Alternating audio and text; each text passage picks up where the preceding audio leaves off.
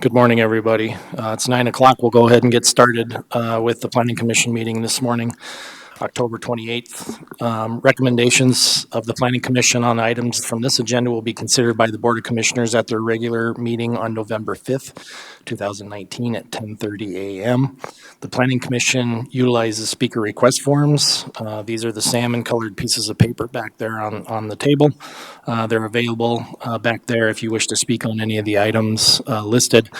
Please fill out a speaker request form and turn them into Cody sitting here to my left. So with that, we'll go ahead and get started with the roll call. Note everyone is here, Les, Jim, Coleman, and Gary Drees is here from the commission. Next item is approval of the October 14th, 2019 minutes. Are there any comments, corrections, changes to those minutes? Seeing none, I'd entertain a motion for approval. I so move. Second. Motioned and second for approval. Further discussion. Seeing none, all those in favor signify by saying aye. Aye. Those opposed, no. Motion carries. Approval of the agenda today. We have items 3 through 13 on the consent agenda, 14 through 25 on the regular agenda, construction permitted items 26 through 31, and administrative items 32 through 36. Are there any changes to the agenda? Seeing none, I would entertain a motion for approval. So move. Second. Motion and second. Further discussion. Seeing none, all those in favor signify by saying aye. Aye. Those opposed, no. Motion carries. Turn it over to you, PJ. Good morning, Commissioners. PJ Conover, Director of Planning Department. Next item is consent agenda. The following items have been placed on the consent agenda for action to be taken on all items in accordance with the staff's recommendation by a single vote. Any item may be removed from the consent agenda by any planning commissioner, staff member, or audience member for separate consideration. The findings of the Planning Commission are recommendations to the Pennington County Board of Commissioners who will make the final decision. Item 3, Conditional Use Permit Review 9810 for Hard Rock Investments, LLC, which is to review a well drilling business and accessory exterior equipment and material storage in a highway service district. Staff recommends approval of the extension of Conditional Use Permit 9810 with 7 conditions. Item 4, Conditional Use Permit Review 0101 for Ursula Brackett to review a mobile home park in a suburban residential district. Staff recommends approval of the extension of Conditional Use Permit 0101 with 17 conditions. Item 5, Conditional Use Permit Review 1514 for Darrell and Mary Harkin to review a single-wide mobile home to be used as a permanent single-family residence in a general agriculture district. Staff recommends to end Conditional Use Permit 1514 as it is no longer needed. Item 6, Conditional Use Permit Review 1740 for Richard Burton to review a caretaker's residence on the subject property in a low-density residential district. Staff recommends to end Conditional Use Permit 1740 with the applicant's concurrence.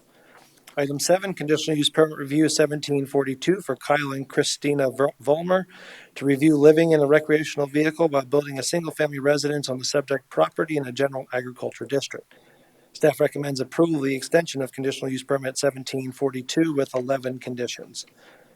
Item 8, Conditional Use Permit Review 1810 for Ray and Aaron Atkins to review an accessory structure, which is a garage, prior to a principal structure on the subject property in a limited agricultural district. Staff recommends to continue the review of Conditional Use Permit 1810 to the April 27th, 2020 Planning Commission meeting with 1 condition. Item 9, Conditional Use Permit Review 1837 for Glenn and Debbie Lepp to review an alpaca guest ranch and store on the subject property in the general agriculture district.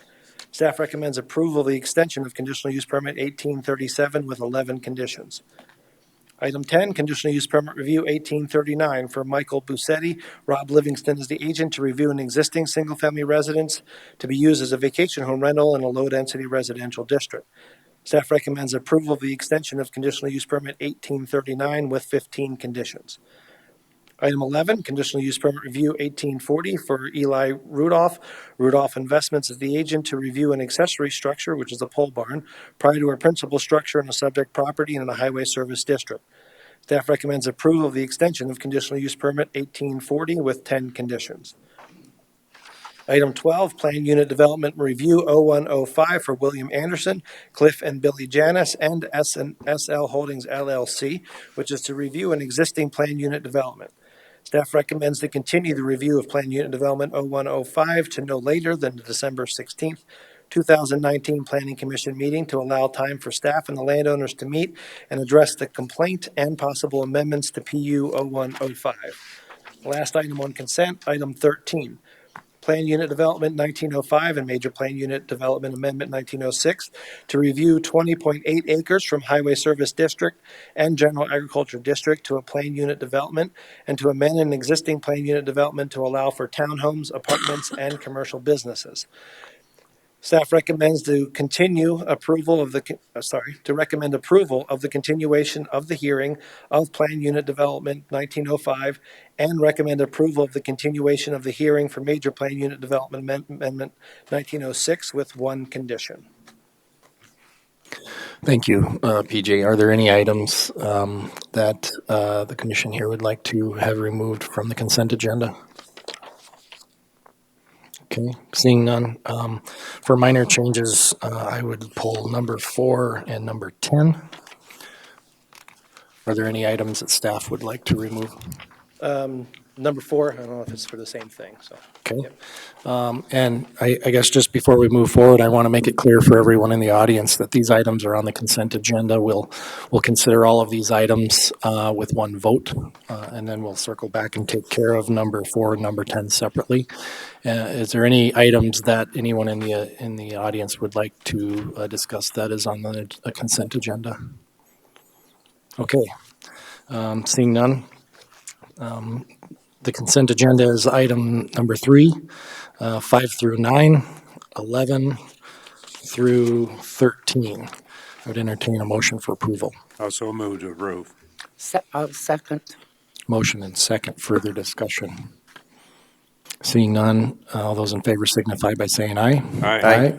Those opposed, no. Motion carries. Thank you. Brings us to item 4. Yep. Item 4 is Conditional Use Permit Review 0101 to review a mobile home park in a suburban residential district for Ursula Brackett. The reason staff wanted to pull it is for a minor correction to the agenda item number. Where is here? On some pages, it says item 3 on page 2 and on. So in the Word document and typing it, agenda 4 appears on the first page, but not subsequent pages. So minor change, but with that, staff would recommend approval of conditional use permit 0101 with 19 conditions. With 17. 17 conditions. So the correction is noted in the staff report. The agenda item should be number 4. I had the same item of note and no further items to discuss on that. Is there a motion for approval? So moved. Second. Motion and second. Further discussion. Seeing none, all those in favor signify by saying aye. Aye. Those opposed, no. Motion carries. Thank you. Morning, Commissioners. Jason Thennison, County Planner. Agenda item number 10, conditional use permit CU 1839 to allow an existing single-family residence to be used as a vacation home rental in a low-density residential district. The applicant was Michael Busetti. Yeah, so my item was, I'll get to it here shortly, but I think in condition number 15 on the last page, the conditional use permit be reviewed in 1, and then 2 is in parentheses, year on a complaint basis or as directed by the Pennington County Planning Commission. So I guess my question for staff would be, do you want this reviewed in 1 year or 2 years? 2 years. I didn't have any problems with it, so. 2 years? 2 years. Yes, sir. Okay. So note, I guess my my change for recommendation would be that the conditional use permit be reviewed in 2 years on a complaint basis or as directed by the Pennington County Planning Commission or Board of Commissioners to verify that all conditions of approval are being met. And that's item 15 on agenda item number 10. And I guess with that, I would move approval.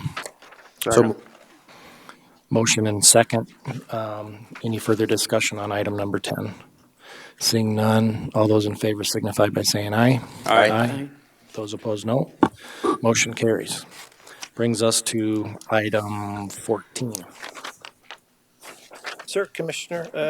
Item 14 is minor plat MPL 1932 to subdivide and create lots 1 and 2 of Greyhound Gulch subdivision.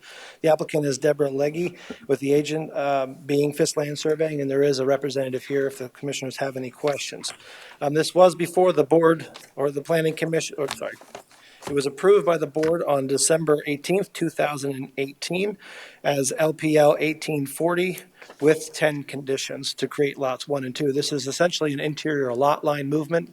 If you see the picture, there's that light gray line which is being adjusted a little bit to the south, to the southeast. Minor plat was routed through to interdepartmental review. No items of note or concern came back. On August 6, 2019, the Board of Commissioners approved additional subdivision regulations to waive any additional road construction plans or the submittal of percolation tests and soil profile hole information. On August 20th, 2019, the Board of Commissioners approved the second reading of Rezone 1909 and Comprehensive Plan Amendment 1909 to rezone 3.18 acres from low-density residential district to suburban residential district, and to amend the Pennington County Comprehensive Plan. After that, the applicant came in on September 18th and applied for minor plat 1932, which is before you today. After that application came in, there was one item of note that with the minor drainage and utility easement, though it was noted on the plat, the width of the easement was not noted. That was put in as a condition. And since this is essentially an interior lot line movement, the exterior lot lines are not being adjusted. Staff would recommend approval of minor plat 1932 with 5 conditions. Thank you. Are there any any questions for staff? Any discussion? With that, staff recommends approval of minor plat MPL 1932 with 5 conditions. Is there a motion for approval? So moved. Second. Motion and second. Further discussion? Seeing none, all those in favor signify by saying aye. Aye. Aye. Those opposed, no. Motion carries. Thank you. Brings us to item 15.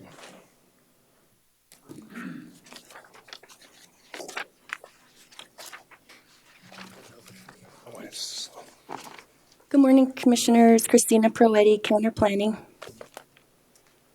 County Planner.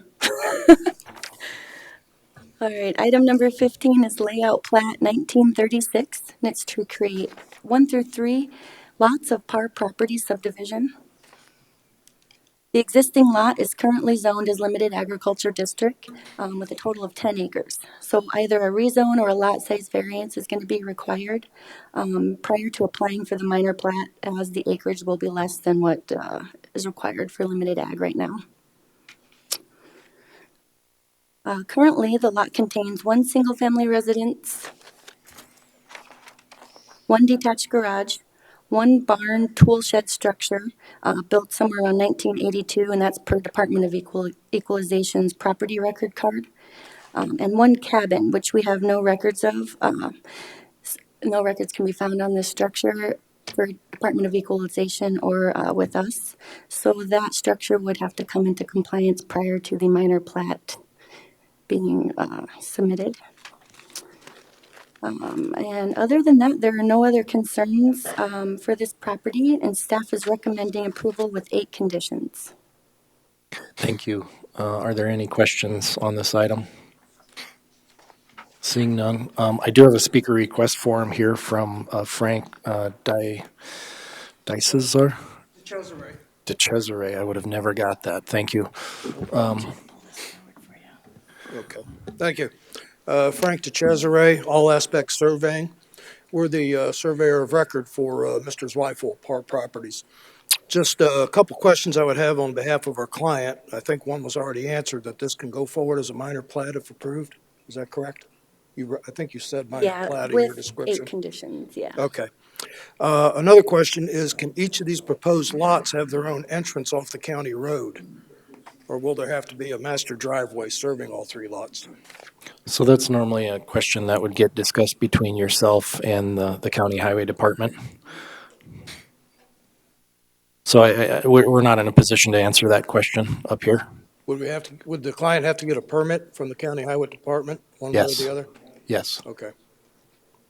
All right, that's all I have. Thank you. Any further questions? Seeing none, staff recommends approval of layout Plat PL 19-36 with 8 conditions. I would entertain a motion for approval. So move. Second. Motion and second. Further discussion on the item. Seeing none, all those in favor signify by saying aye. Aye. Those opposed, no. Motion carries. Item 16.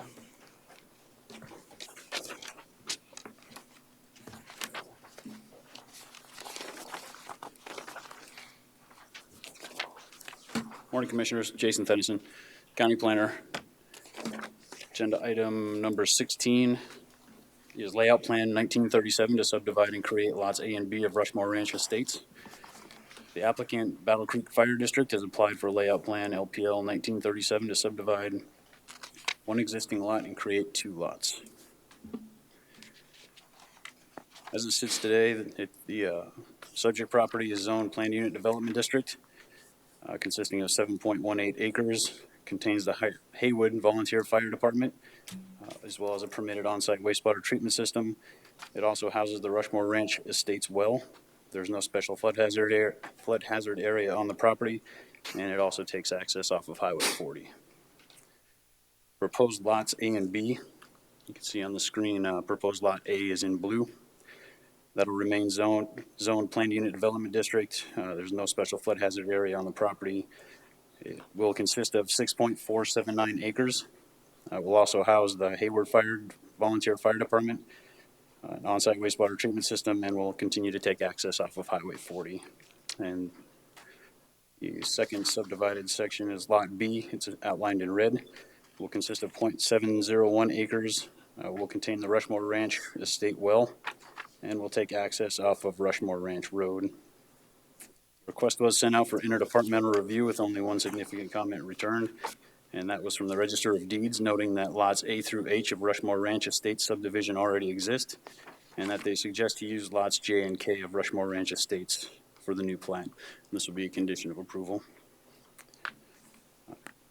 So this will, as I said, this is currently zoned Planned Unit Development. Last time it was reviewed was Planned Unit Development 0205, and Condition 1 stated that lot described as well-tracked in Phase 1 be allowed to be subdivided into 2 lots, and that the use of one lot shall be used as a well-tracked and the other as a fire station. So for purposes of layout plan, staff finds no significant issues with the applicant's request, as it appears to be in harmony with the Planned Unit Development. And staff recommends approval of layout plan LPL 1937 with 5 conditions. Thank you. Are there any questions for Jason? Seeing none, staff is recommending approval of layout plan LPL 1937 with 5 conditions. I would entertain a motion. Move approval. I'll second. Motion and second for approval. Further discussion. Seeing none, all those in favor signify by saying aye. Aye. Those opposed, no. Motion carries. Item 17. Our Commissioners, item 17 is rezone 1915 and comprehensive plan amendment 1915 to rezone 40 acres from general agriculture district to limited agriculture district, and to amend the Pennington County comprehensive plan to change the future land use from suburban residential to limited agriculture district. The applicant is Harold Beese, and staff did not see him in the audience today, and the agent is FMG Engineering. What the applicant is looking to do is create 4 lots out of the subject property, 40 acres, to create 4 10-acre lots and have them rezoned to limited agriculture district. This is located within the city's 3-mile platting jurisdiction.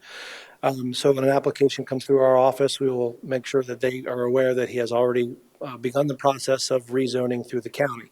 This is only the first hearing, and this application was routed through to interdepartmental review, and we have heard back from Rapid City Community Planning and Development Services, who essentially did not object to the rezone, as they say it's in harmony with their future land use as well. And the Rapid City Engineering commented that there was a 12-inch city water main along the frontage of the parcel that is available to be tapped for future lots. The current property around it that is currently zoned within a half mile is suburban residential district, low density residential district, planned unit development, limited and general agriculture. For future land use zoning, it's primarily low density residential and suburban residential. With that, staff has no objections to this rezoning request, and staff would recommend approval of rezone 1915 and comprehensive plan amendment 1915. One item of note, staff did receive one phone call of opposition from a neighbor who received one of the hearing letters, so they're located within 500 feet of the property lines, but did not give any reason why they objected, just wanted to state that they're in opposition.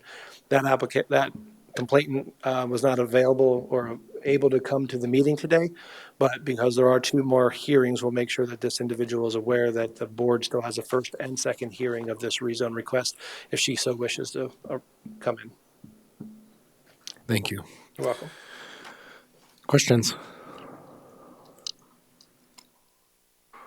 Seeing none, staff recommends approval of rezone RZ 19-15 and comprehensive plan amendment CA 19-15. Is there a recommendation or is there a motion? Excuse me. I'll move to approve. I'd make the motion to approve. Second. Motion and second. Further discussion. Seeing none, all those in favor signify by saying aye. Aye. Aye. Those opposed, no. Motion carries. Item 18.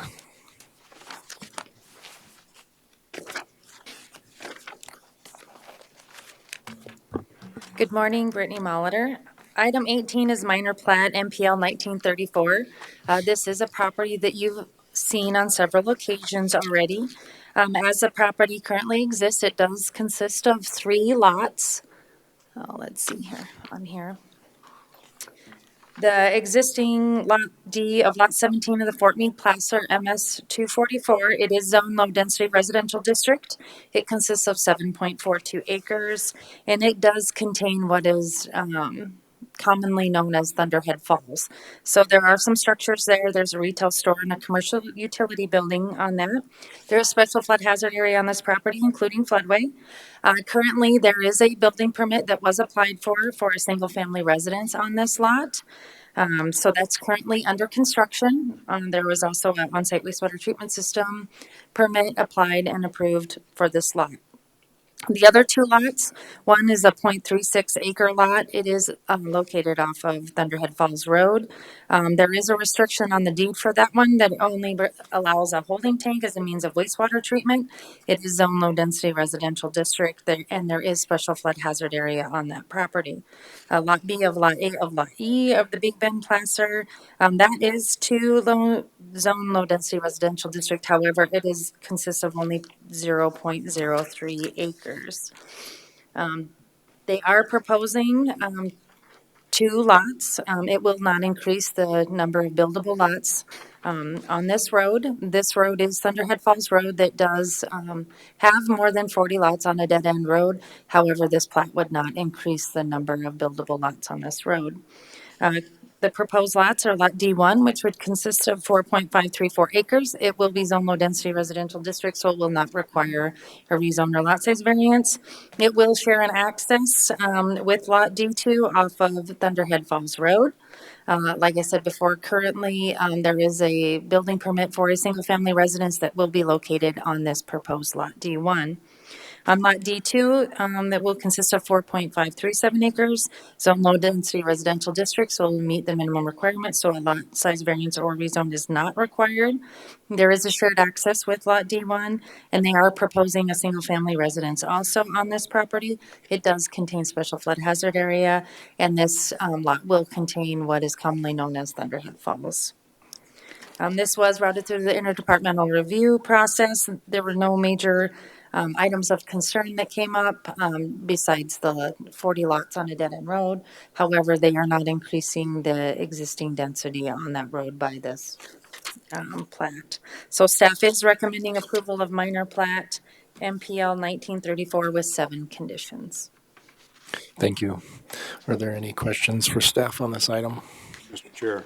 Go ahead, Gary. Brittany, I didn't have a chance to go out and look at this, but is that just a floodway through there, or is that actually a running creek? It's Rapid Creek. It is Rapid Creek. It is Rapid Creek. It is there, Rapid that's right Creek. there. Okay, thank you.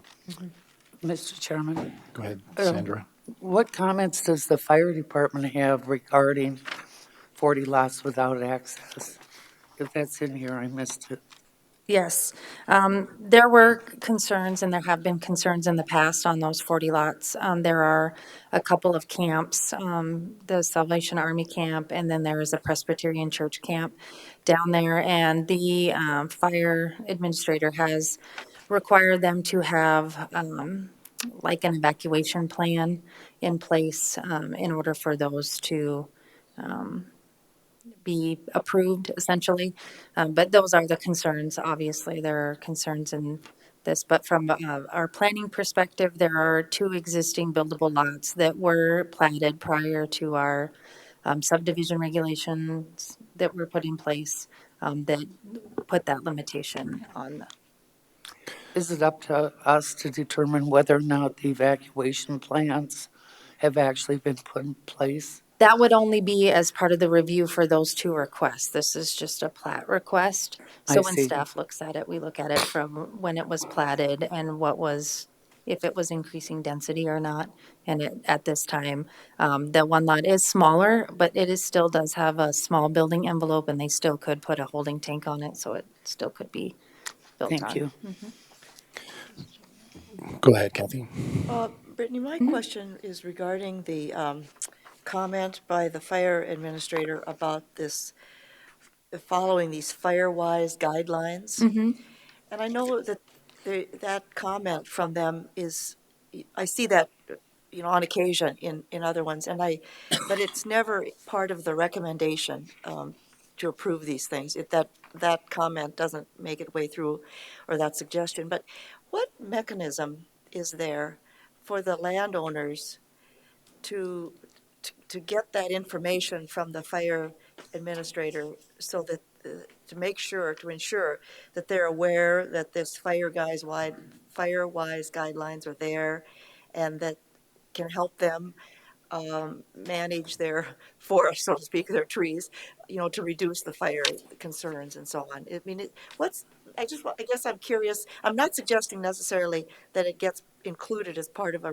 recommendation, a condition, but just tell me what the mechanism might be for communicating that. Sure. Typically, they can contact him directly. There is a website that has a bunch of information. I think he does refer to that website in his comments. Actually, this site does or has had some clearing and has worked with the fire administrator in this area on clearing because originally we went in there and we thought that they were doing construction and had a violation on the property for a construction permit when actually they were doing it as part of a fire mitigation plan. So they have been working on the fire mitigation on this lot. But most of the time, the information is available either through the fire administrator's office or the website. But how would people know to ask the fire administrator or to look at the website? Well, as part of the comments, he does have all of the, In other words, the only really communication is for them the landowners, to know that this recommendation is in these, in this material. Is that, I mean, would a landowner always know that? Would they always see these comments and understand that?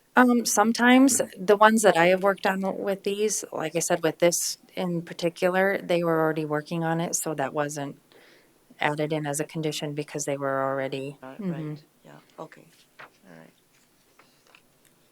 Any further questions on this item? And I guess I would just note that this is the item where they brought forth a separate layout plat and it was denied, right, without prejudice. And they came back with the plan to keep the number of lots on this property the same number. Is that correct? Correct. So, all right, thank you. With that, staff is recommending approval of minor plat MPL 1934 with 7 conditions. Is there a motion? I'll move approval. Second. Motion and second. Further discussion on the item?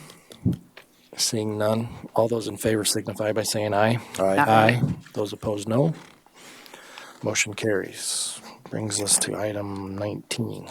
Item 19 is layout plat LPL 1935 to create lots 1 and 2 of Willard Ranch subdivision.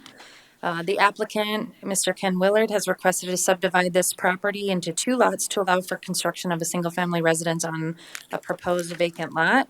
The applicant has also requested to rezone the 8.82 acres from general agriculture district to low-density residential district, and to change the future land use designation from plan unit development sensitive to low-density residential district.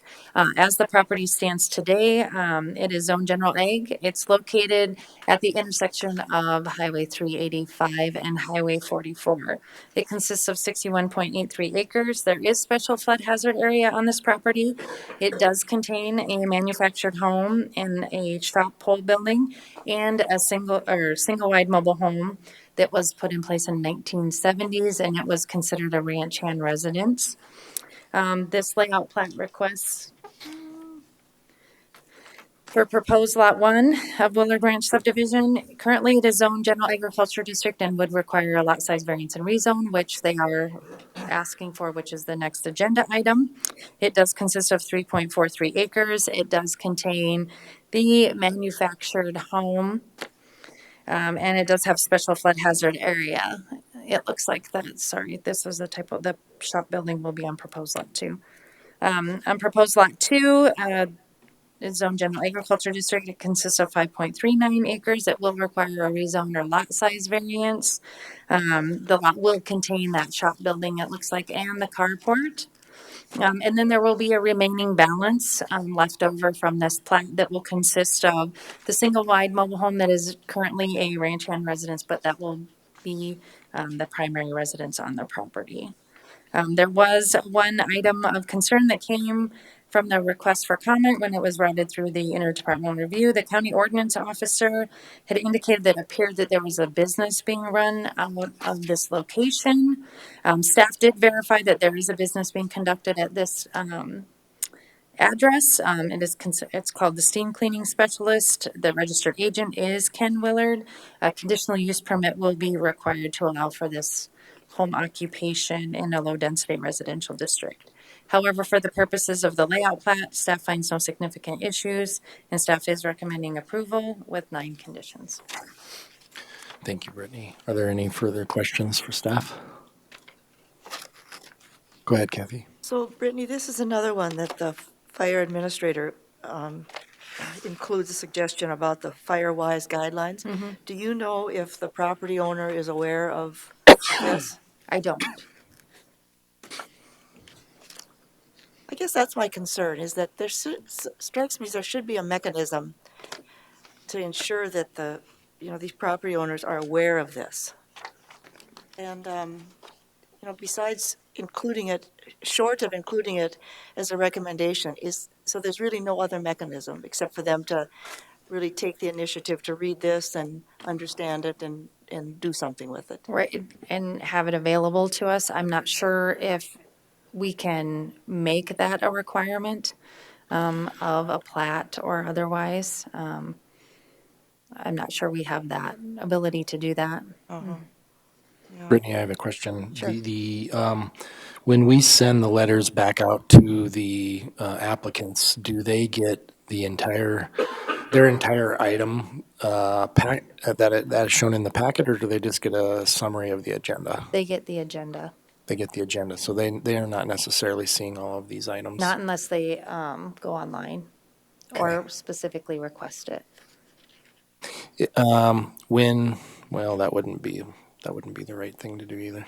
I was thinking as part of the application process, there could be a notification on the application or something, Kathy, that would indicate to them that there's several options out there for these various things, but if they're in a non-wooded area, then it's not applicable. But your question is valid. I'm trying to think of a way to Right. have them acknowledge that. Yeah.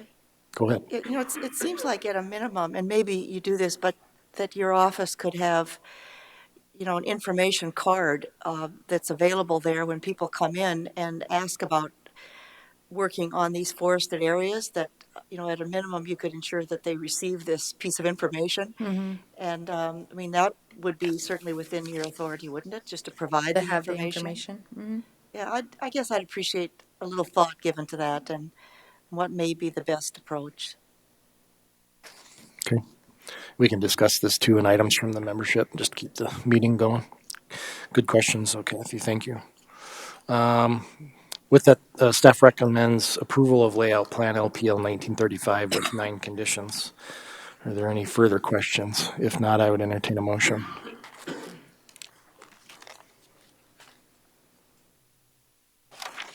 I'll move approval. Okay, I'll second. motion and second. Further discussion. Seeing none, all those in favor signify by saying aye. Aye. Aye. Aye. Those opposed, no. Motion carries. Item 20. Item 20 is rezone 1914 and comprehensive plan amendment 1914. It is to rezone 8.82 acres from general agriculture district to low density residential district and to amend the Pennington County comprehensive plan to change the future land use from plan unit development sensitive to low density residential district. So staff, this was the request prior, the layout plat. So they are requesting to rezone the proposed lots 1 and 2 from general agriculture district to low density residential district. If you do look at the current zoning within 1 mile of this property, low density residential district is present in the area. The future land use for the property, which is up on your screen right now, is plan unit development sensitive, surrounded by U.S. Forest Service lands, but there is future land use for low density residential district also in the area. So for that reason, staff believes that this rezone request appears to be in harmony with the current land use and zoning in the area, and staff is recommending approval of rezone 1914 and comprehensive plan amendment 1914. Thank you. Any questions on the item? Seeing none, staff is recommending approval of rezone 1914 and comprehensive plan amendment CA 19-14. I'd entertain a motion for approval. Approval? Second. We'll second. Motion and second. Further discussion. Seeing none, all those in favor signify by saying aye. Aye. Aye. Those opposed? No. Motion carries. Thank you. Brings us to item 21. Commissioners, item 21 is conditional use permit 1901 to allow for a vacation rental on the subject property in a low-density residential district. The applicant is NMMC Incorporated. Terry Saylor is the agent. There's also a new individual involved. Her name is Carmen Steffen. She has power of attorney for the applicant. This was before the Planning Commission back in January. This is a vacation home rental request. What is odd about this is that this VHR is utilizes holding tanks, which is of concern to staff and also to the state. And one way to accommodate this use is to require the pumping records and also to require a copy of the contract that the landowner has with the pumping company. So far, since January, in requesting this information, staff has received everything except for the contract with the pumping company for pumping of those holding tanks for this vacation home rental.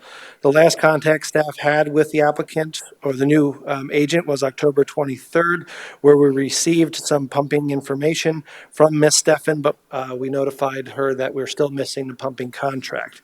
And if we were not able to receive that by 3 p.m. on the 23rd, which was actually a day after the deadline she was given, that we would have to recommend continuation of this conditional use permit so that the proper paperwork was in place to move forward.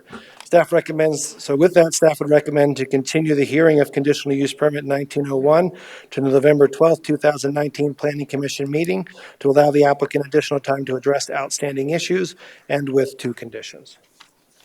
Mr. Chair, I'd move approval of the continuation. I'll second. Motion and second to continue item 21 to the November 12th, 2019 Planning Commission meeting. Is there further discussion? Seeing none, all those in favor signify by saying aye. Aye. Those opposed, no. Motion carries. Thank you. Item 22.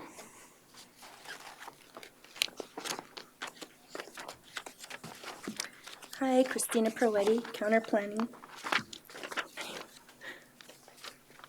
All right, item number 22 is a conditional use permit 1918. This is to allow a vacation home rental and the subject property in a low residential district zoning area. The lot currently contains 3.37 acres, and access is taken off of Deerfield Road. There is special flood hazard on the subject property. However, the vacation home rental is not in the special flood hazard area. The applicant, Perry Van Newkirk, is requesting this conditional use permit to allow the existing 4-bedroom residence to be used as a vacation home rental on the subject property. Currently, there is one single-family residence with one detached garage. Staff has attached the letters that we received from the South Dakota Department of Natural Resources. However, we received another one on October 24th, stating that their septic system is sized appropriately for 12 people. Prior to that, they were saying 10. I attached the 2 letters we had received from them previously, and I made copies in case you folks want one. So in our zoning ordinance 319F1, it states that the maximum occupancy allowed for a vacation home rental shall be no greater than 2 persons per bedroom plus 4 additional persons. So with the 12 people and what they're sized for in their septic, it's adequate. And I have the letters and whatnot if you need that. So other than that, well, there is one other concern on page 2 of 8 in this report. 2, general description A, it states the applicants Perry and Vicky Van Newkirk are requesting a conditional use permit to allow an existing, that should say 4, not 3, 4-bedroom single-family residence. But other than that, there are no concerns on this property, and staff is recommending approval with 14 conditions. Thank you. Any questions on this item for staff? Seeing none. Are there any questions or anybody in the audience that would like to speak to this item? Okay, seeing none. Recommendation for staff is approval of the extension of conditional use permit 1918 with 14 conditions. Is there a motion? Full approval. Second. Motion and second for approval. Further discussion? Seeing none. All those in favor signify by saying aye. Aye. Those opposed, no. Motion carries. Brings us to item 22. Or excuse me, item 23. Morning, Commissioners. Jason Thennison, County Planner. Agenda item number 23 is conditional use permit 1926 to live in a recreational vehicle stored within a pole barn on the subject property in a low-density residential district. Applicant is Danny Cruz. He is in the audience if you have any questions for him. Zoning ordinance lists 5 factors the Planning Commission may consider in their review of conditional use permit applications. They are as follows. They are up on the screen for you to follow along with. I'll just read the responses. Starting with number 1, it appears that by allowing this conditional use permit, there should be no negative effects on the use and enjoyment of other properties in the immediate vicinity. However, staff cannot predict the impact the use may have on property values in the surrounding area. Number 2, allowing this conditional use permit should not affect the normal orderly development or improvement of any surrounding property in the area. Number 3, the applicant has indicated he does not have the financial means to install an on-site wastewater treatment system to serve the RV, but a grant may be applied for. The subject property takes access off of Radar Hill Road via shared approach on a 30-foot wide platted access easement. Number 4, the Pennington County zoning ordinance section 310 requires 2 off-street parking spaces for a single-family residence. It appears that adequate parking is provided on the subject property. Lastly, number 5, the proposed conditional use should have limited odor, fumes, dust, noise, vibrations, and intrusive lighting. The proposed use should not create any of the above listed elements in the amounts that would constitute a nuisance. As I stated, the applicant, Danny Cruz, is requesting to live in a recreational vehicle stored within a pole barn on the subject property. As the property sits today, it's zoned low-density residential district consisting of 3.54 acres. There is a permitted 42 by 90 pole barn on the property. Access is off of Radar Hill Road. There's no special flood hazard area. Property does carry a county environmental violation that was opened up August 8th of this year. That was for the applicant living in the RV without a conditional use permit and no adequate means of wastewater disposal. That says this has been somewhat temporarily rectified. The applicant has went out and purchased a 25-gallon portable waste tank for wastewater collection that the RV is currently connected to. That said, this property is located within the city of Rapid City's 1 mile septic jurisdiction. The request was sent out for interdepartmental review, with one comment received from the county addressing coordinator stating that an address will need to be assigned to the pole barn and it must be posted in accordance with County Ordinance 20. And also we received a comment from Rapid City Public Septic Works. They stated the structure is attached to the structure attached to the ground. The barn itself does not have a bedroom or bathroom. However, the camper on wheels has a bedroom and bathroom, but sewerage is being contained in the camper's holding tanks and not going in anything that falls under the city septic ordinance. No comment from the city septic department unless in the future he asked for approval to install a permanent septic system. With that, Pennington County Zoning Ordinance 207, Section 207, lists recreational vehicles as a temporary living quarters as a conditional use within low-density district with a couple of requirements. The first one being the recreational vehicle should not be used as a temporary living quarters on the premises for more than 180 calendar days per year.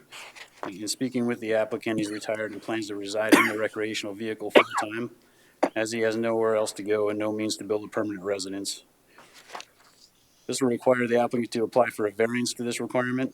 If the variance is not approved, staff will work with the applicant to find alternative solutions. And this will be addressed as a condition of approval. The second requirement of the zoning ordinance, section 207, is that the site must have an approved wastewater disposal system, including bathroom and shower facilities, and an improved site area for the recreational vehicle.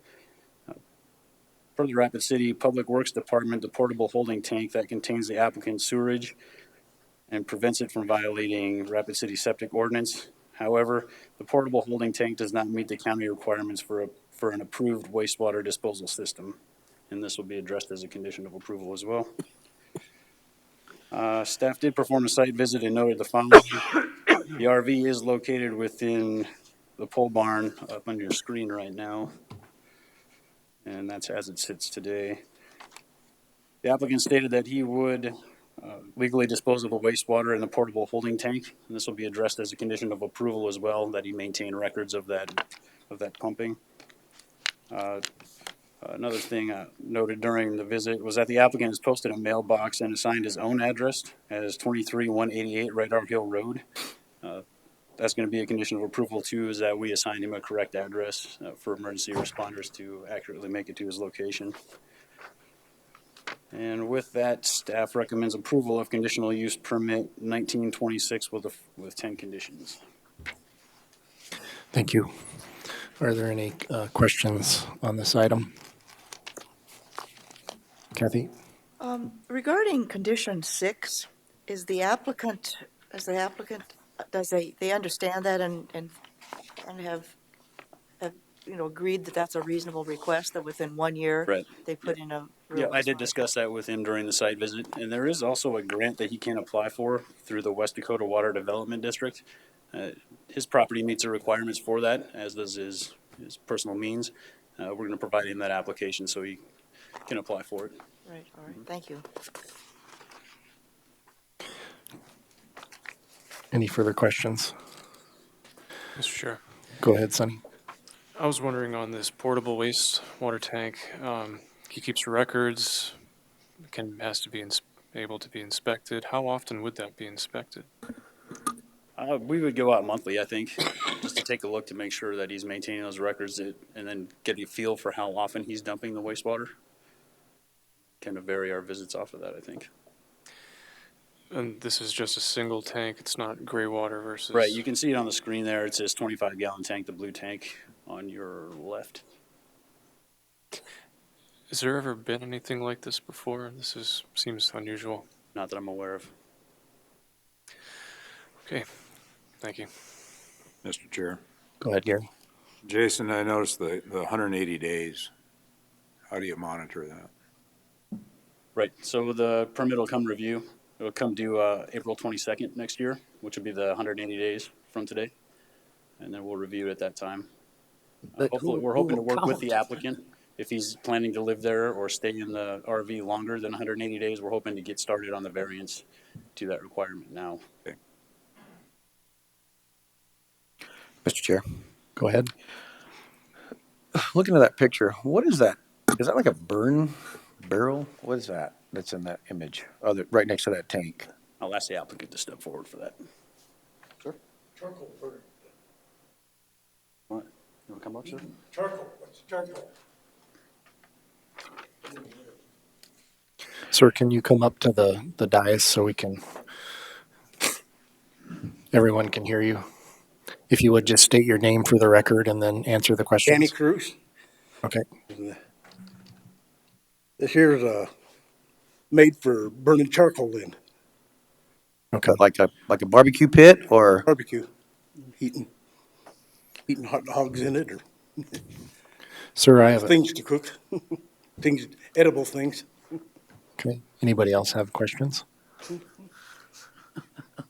Sir, I have a question about ventilation inside of that pole barn. If you're burning the items in there, and then I noticed the propane tanks that were in there as well. I'm assuming that those are used for heating of the camper. Is that right? Yes, sir. Are those so? Is there adequate ventilation inside of the pole barn? Yes. Barn's not sealed, it isn't insulated or sealed. There's no floor in it. So there's no Big doors. you don't foresee any issues with any ventilation with the heating that you would have inside of your fifth wheel? No, I've never had. Okay. And then I guess my next question, Jason, is so just to echo, I guess the comments that have already been said here, staff will be working with Mr. Cruz to get started on this now, so we're not up against the deadline here in 6 months and then have to create some sort of variance in order to accommodate the extension. Right. Okay. Any questions from the audience? Thank you, sir. Any further questions on this item? Any further questions from the membership on this item? Seeing none, staff recommends approval of conditional use permit 1926 with the following 10 conditions. I would entertain a motion. I so move for approval. Second. Motion and second. Further discussion on the item. Seeing none, all those in favor signify by saying an aye. Aye. Those opposed, don't. Motion carries. Brings us to item 24. Agenda item number 24 is conditional use permit CU 1927 to allow an existing single-family residence to be used as a bed and breakfast in a low-density residential. Applicants are Marilyn and Greg Bolt. Again, the zoning ordinance lists 5 factors the planning commission may consider in the review of the conditional use permit applications. They are again on your screen. I'll read through the responses like I did the last time. Number 1, this conditional use permit could affect the use and enjoyment of other properties in the immediate vicinity due to increased traffic and potential noise. The applicant will be managing the bed and breakfast and living in the contiguous property while the residence is being utilized as a bed and breakfast. Staff cannot predict the effect that the requested use will have on the property values within the immediate vicinity. Item number 2, the proposed use should have minimal effect on normal orderly development or improvement of any surrounding vacant property in the area. Number 3, the proposed use of the existing single-family residence and guest house should not require any utilities or facilities that are already not in place. Access is to be provided off of Silver Mountain Road. Additionally, staff has no drainage concerns relating specifically to the applicant's request at this time.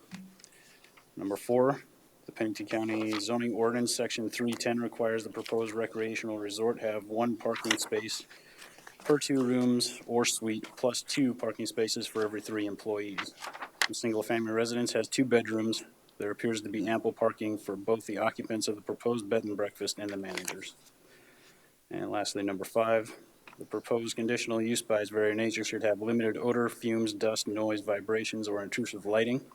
The proposed use should not create the above listed elements in any amount that would constitute a nuisance. Again, the applicants, Marilyn and Greg Boulder, requesting a conditional use permit to allow an existing single-family residence to be utilized as a bed and breakfast while they occupy a guest house for up to 180 days per year.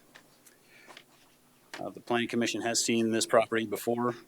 In June of 2018, they approved the conditional use permit CU 1819 to allow a guest house on the subject property, and then approved it again this year, or approved the extension of that permit this year in July. And as it sits today, the property is zoned low-density residential district, comprised of 3.07 acres, has the permitted single-family residence with attached garage, as well as a guest house, permitted on-site wastewater treatment system. There's no special flood hazard area on the subject property, and access is off of Silver Mountain Road.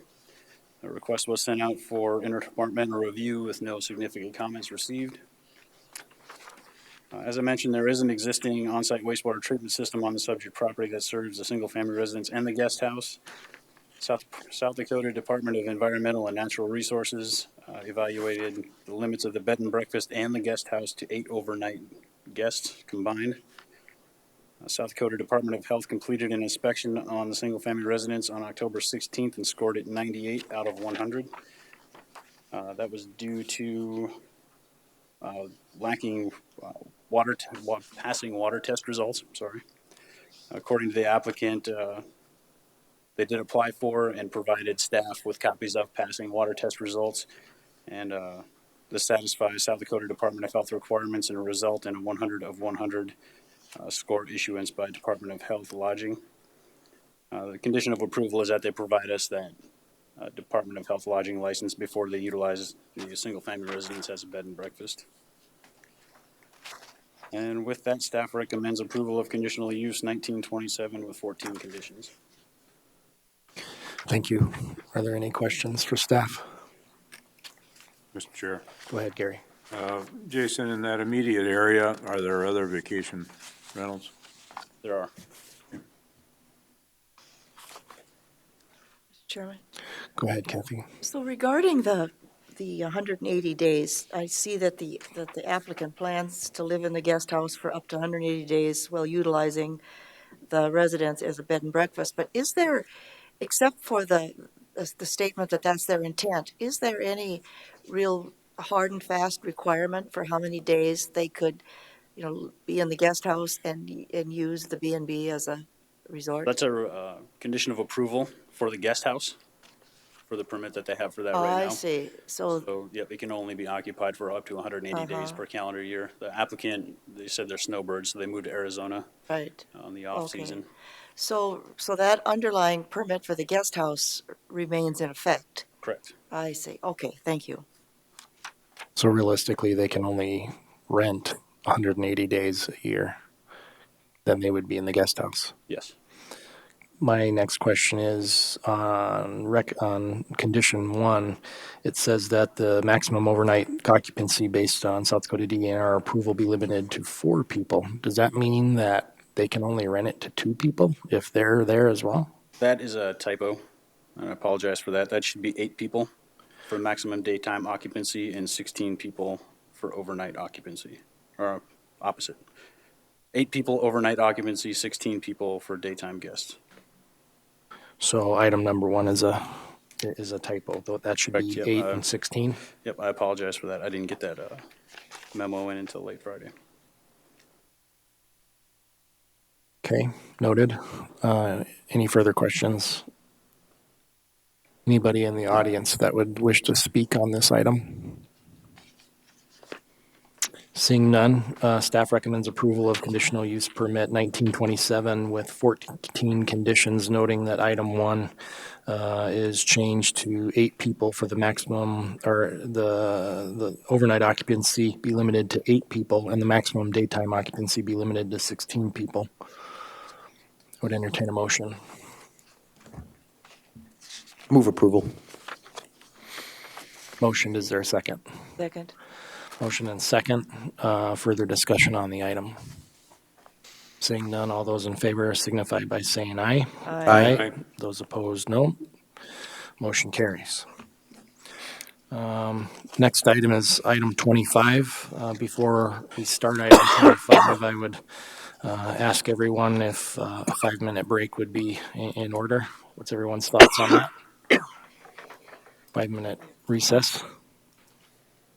Okay, I would entertain a motion. I'll move for a 5-minute recess. Second. Motion and second. Further discussion? Could it be 10 minutes? We can do 10 minutes. Thank you. Is that okay with the motioner? And I second that. Motion and Yes. second for 10-minute recess. It is now, don't look back there, that clock's broken. I can't see it up here. It's 10:01. We'll start back at 10:10. Thank you. Well, it's 10 after 10. So I would entertain a motion to start back up. I move to reconvene. Second. Motion and second to reconvene. Further discussion? Seeing none, all those in favor signify by saying aye. Aye. Aye. Those opposed, no. We're reconvened. Item 25. Good morning, Brittany Molitor again. Item 25 is a request for a conditional use permit, 1928, to allow a campground on the subject property to include RV hookups, cabin rentals, pool, office, laundry facilities, and additional outbuildings in a highway service district. The applicant, Justin Eisenbrunn of R&J LLC, is requesting this conditional use permit. As the property stands today, it consists of 19.419 acres. It is zoned highway service district. It's located off the Pine Haven Road and South Highway 16, and it is currently vacant of any structures. This request was routed through the interdepartmental review. There was a couple items of concern that came up. One, for any land disturbances that would occur on this property, it will require a construction permit because the disturbance will be over 10,000 square feet. And the next-gen wastewater system that they are proposing is considered an experimental system and will require approval from the South Dakota Environment and Natural Resources. In addition, a certified personnel and maintenance agreement will be required per our Pennington County zoning ordinance, section 204J. In addition, the South Dakota Department of Transportation, the applicant has been in contact with them and has received an approved approach permit for this. As you've seen before, under the Pennington County zoning ordinance, 5 factors that are to be considered for conditional use permits. Number 1, the effect upon the use and enjoyment of other property in the immediate vicinity, or the use is already permitted upon property values within immediate vicinity. The addition of a campground on the subject property may affect surrounding properties. This type of use is present in several locations along South Highway 16.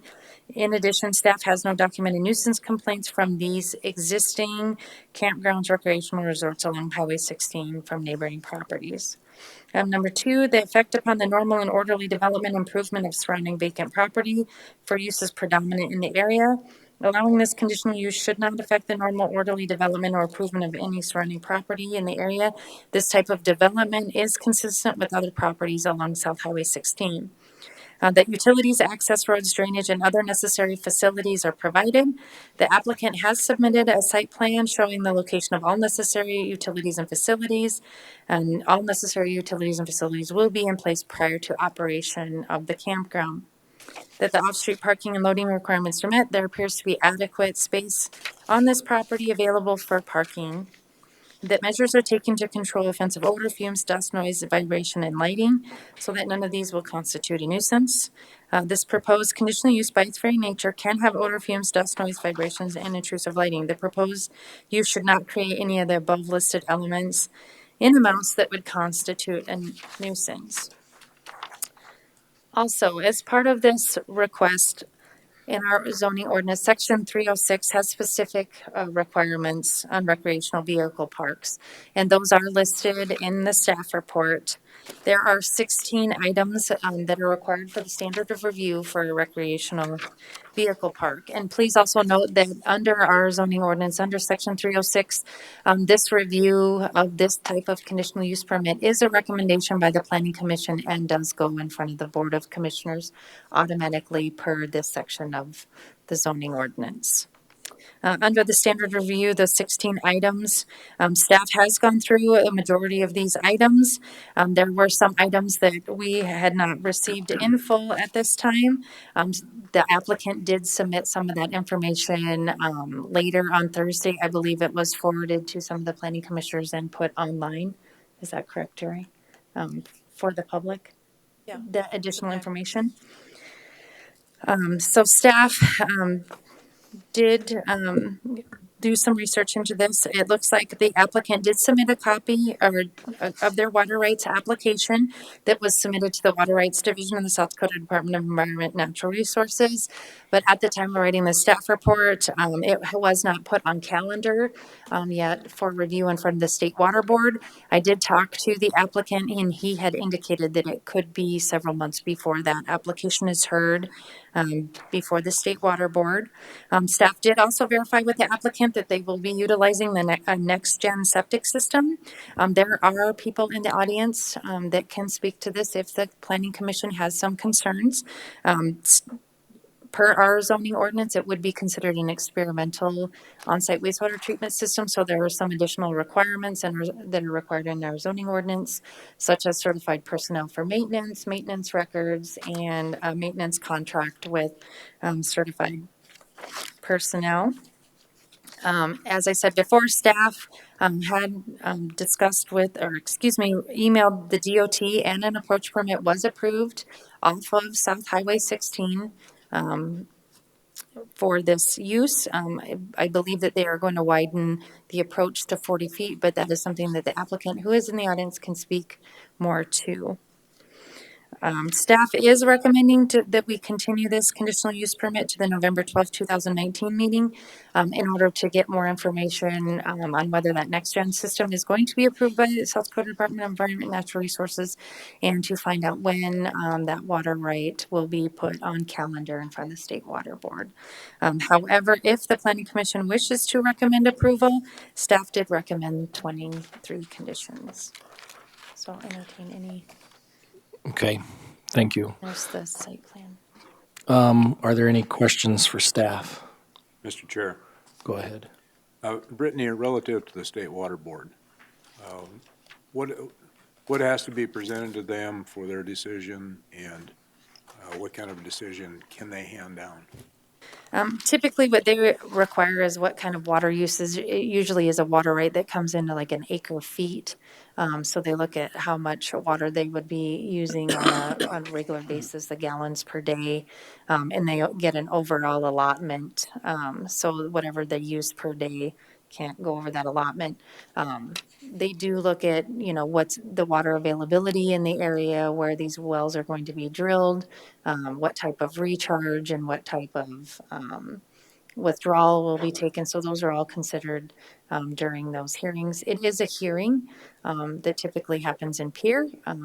So because it is a hearing that is, they do take public comment, they do, take that into consideration in their decision. So do they take in consideration whether or not that's going to impact other wells in the area too? Is that Yes. part of their, okay. From other decisions that I have read from the water board, they do take, because they have to look at the amount of water in the area, so they look to see if there's water available when they issue those water rights or deny them. Okay, thanks, Brittany. Mr. Chairman, Go ahead, Sandy. I'm not sure if I heard you correctly, but what were your comments regarding the county requiring a deceleration or a turning lane?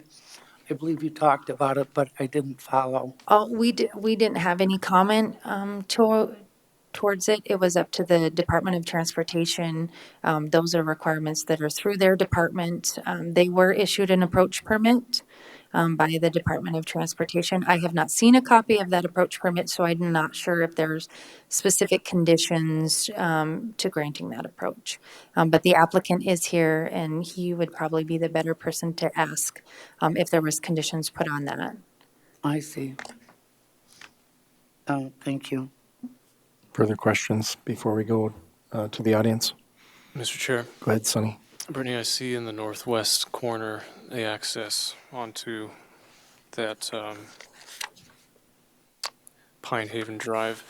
Is this something that needs to be permitted, or can you just tell us anything relevant about that?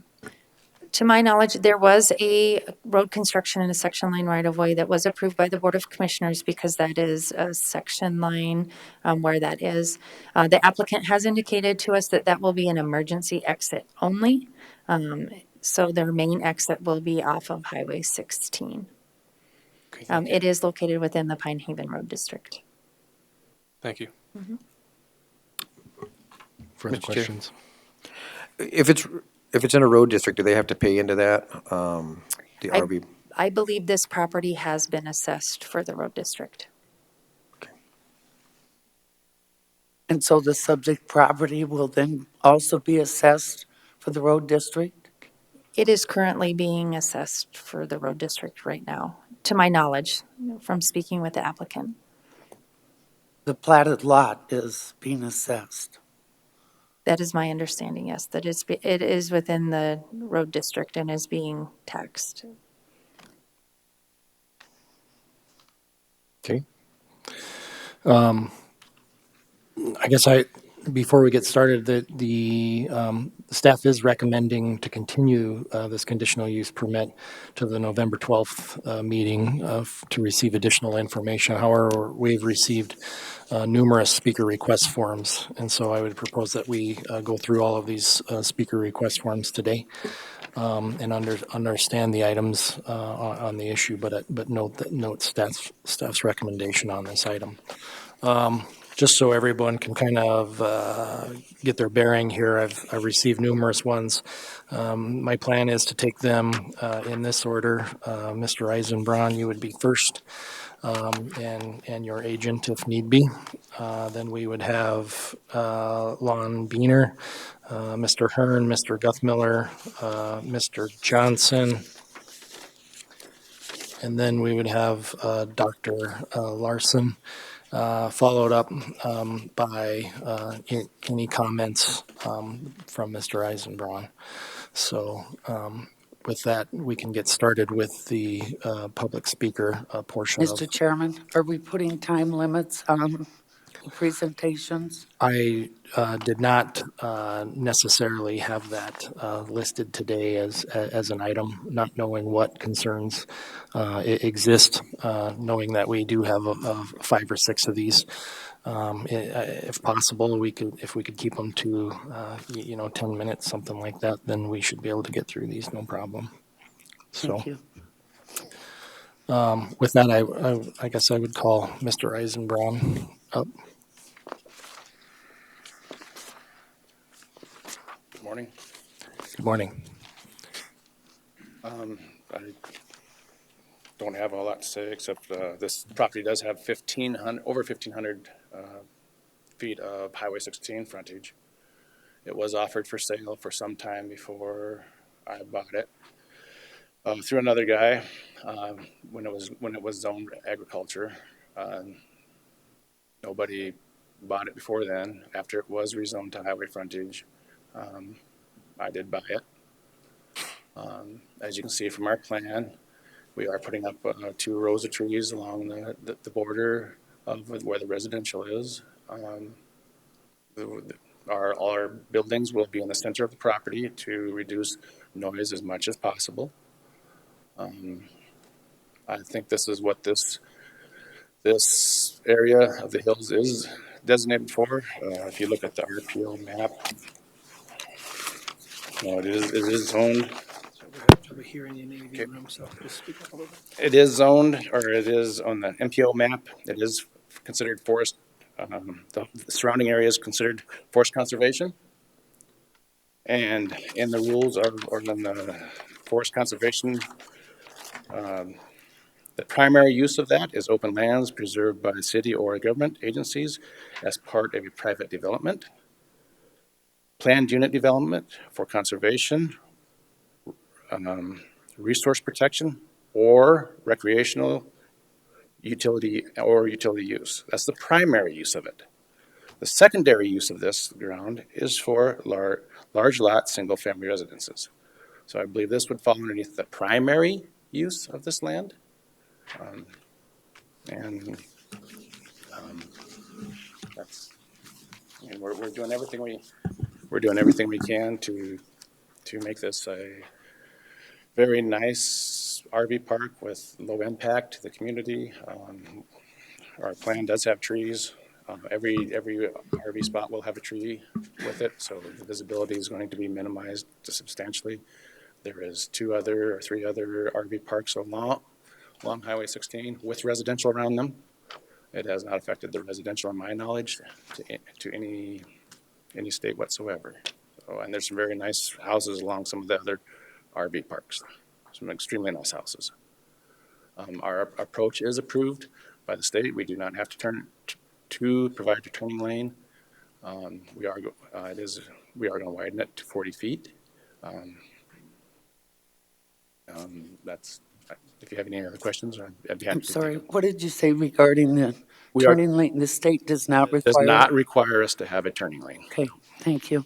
Or deacceleration lane. As you can see, they will be just, when they leave the property, they will be just crossing Highway 16 and then coming down that road, going into Rockerville to go back to Rapid City. Thank you. The other 2 significant RV parks that are along them have to cross a median. They have to cross Highway 16 also, then cross the median, and then go and merge into traffic. So. Okay. Any further questions for Mr. Eisenbrun? Mr. Chairman, Go ahead. I've got a number of things that raise a concern for me. One is sewer, as to how you're going to deal with sewage for that many units and cabins. I do have my engineer here with. Let me just go on to a couple more questions because it may all be relevant to having your engineer. There's a drainage area on the north end of that property where you're proposing cabins right there.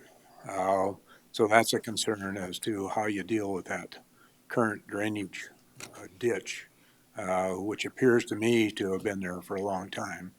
I was out there this spring, and when I walked that property then, that area appeared to be wet, recognizing this year has been a very wet year. So I don't know if that's abnormal for it or if that's normal for it being wet through that area. Also, safety is a concern of mine as to getting in and out, getting turned around to go towards Rapid City with the units that you're talking about having there. So those are some of the concerns that I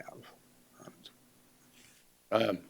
The cabins will actually be on the campground side of that creek. We're not doing that. The cabins will actually be on the campground side of that creek. They'll be on the highway side of that creek. We will not have anything going over that creek, that drainage.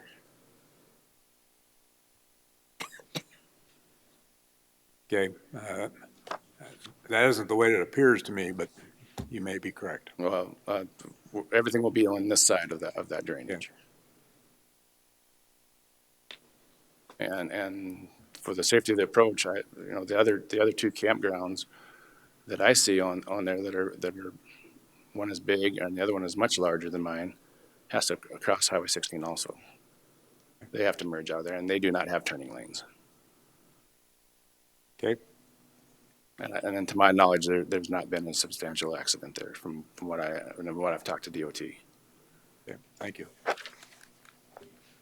Any further questions for Mr. Eisenbrun? Go ahead, Kathy. Yeah, I would like a little bit of a discussion about and I know that it needs to be approved by the Department of Environment and Natural Resources, but, a little discussion about that, your proposed wastewater treatment system that's self-contained.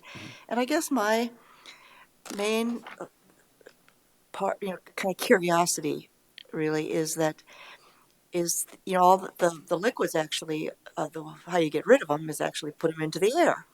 No, not, No? no, you can actually discharge them too right into the ground. Okay, well, something that was sent, I thought that was how they got rid of it, is they kind of vaporized them into the air. And there, you can do several different reasons. But that's not your plan. No, Your plan is to actually discharge it. yes. Okay. Yep.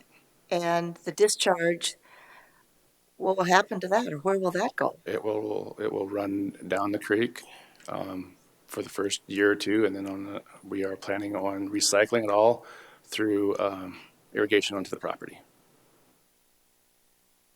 The city of Box Elder is putting one of these in, or has plans of putting one of these in, 250,000 gallon per day, to my knowledge, and they're going to resource it back through their city parks and ball fields.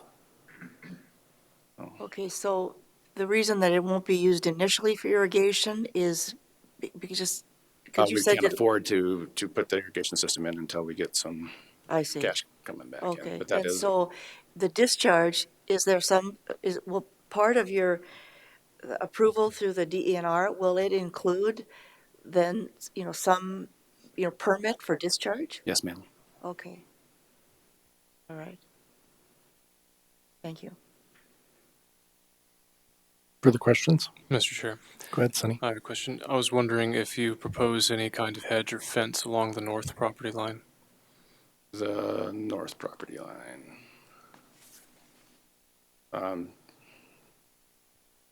So to keep guests of your resort off of the neighboring property to the north? There is a barbed wire fence There is all the way already? around the property. We will maintain and enhance the fence. Okay, thank you. What will you do to enhance the fence? I'm a rancher. I can build a lot of barbed wire fence. We'll make it bigger and better. Mr. Chair, Go ahead. correct me if I'm wrong, and I skimmed through a lot of this to kind of refresh my memory. I remember when this was up originally, was it either for a rezone or something of that nature? Were you the original owner back then whenever they were doing that? No. No? Who was the owner then? Dwayne Pancreas, as far as I know, was the original owner, and then he sold it to Rob Apoli, and then Rob Apoli sold it to me. Okay.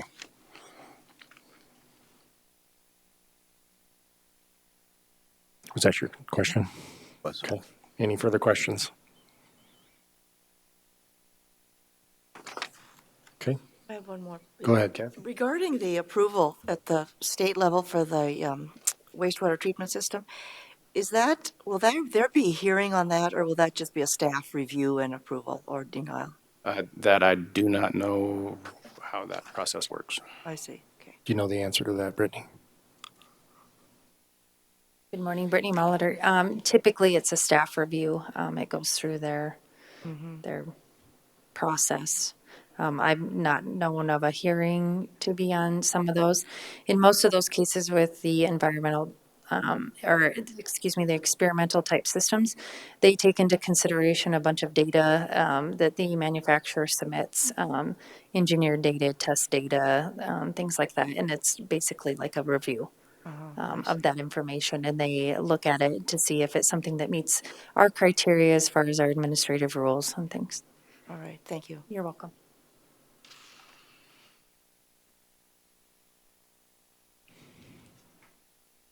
Any further questions? Okay, thank you, sir. Thank you.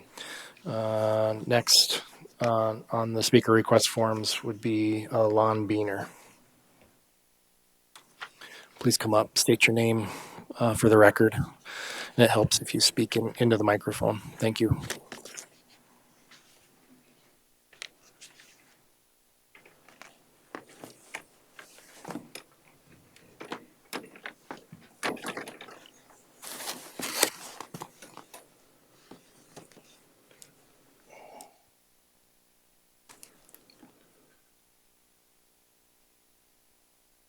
My name is Lon Buhner. I live within 500 feet of the subject property and received a notice. I'm going to talk about water quality and septic issues and concerns that I have in our area, in the area, as well as with the recommendation. On page 339 of the packet, you have an email that I had furnished.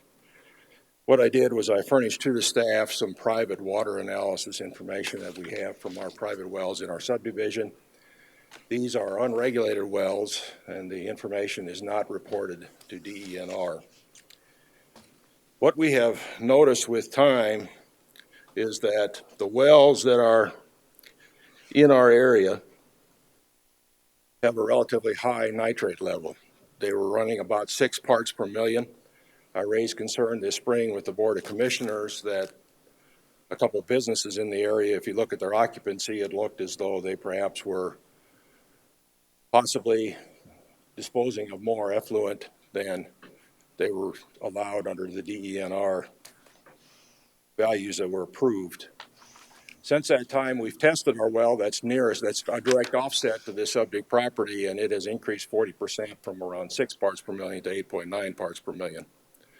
The EPA limit is 10, so we're on the ragged edge of the EPA limit.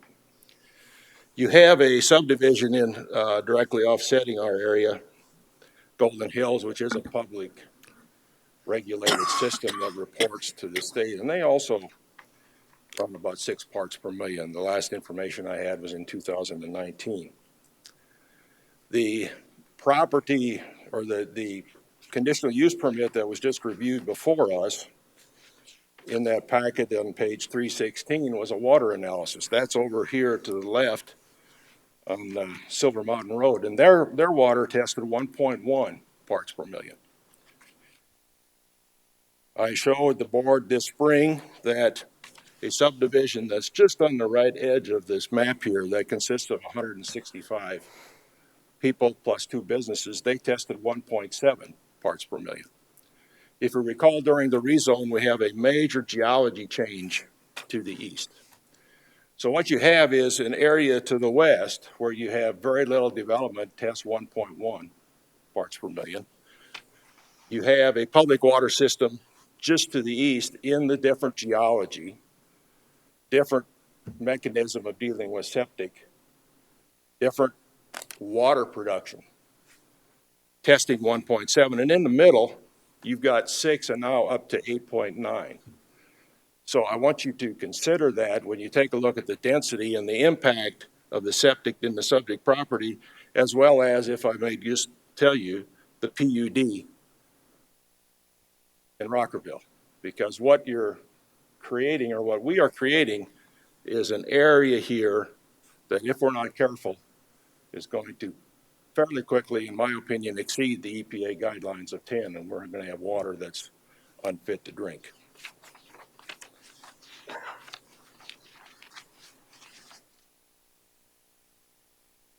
Switching over to septic, the Pennington County Ordinance 204J states that, as a minimum, the county is going to follow the state provisions of Chapter 745301. And what I'd like to do is just highlight a few things in that state chapter. In 74530109, they list 6 types of water carriage systems that are allowed. A conventional system with a septic tank and absorption system, an aerobic system with an absorption system, a septic tank or mound system, a holding tank, and a septic tank with gray water or a stabilization pond. Going on to 73530110, they talk about unconventional systems. And they say that all unconventional systems are considered experimental, and plans and specifications shall be submitted for approval as an experimental system prior to installation. So I agree with the staff that this is an unconventional experimental system. I think an important state rule is 74530112. It says, no person may allow wastewater from any on-site system to be deposited upon the ground surface, nor may any person operate an on-site wastewater system which allows wastewater to surface upon the ground or enter any state waters.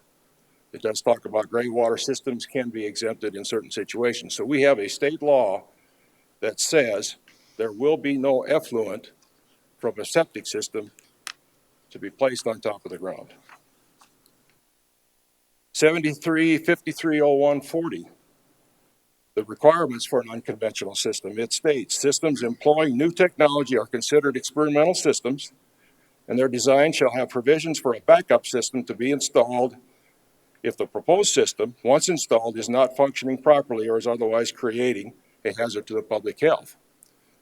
So by state law, there needs to be a backup system that's approved to be put in place if the experimental system fails.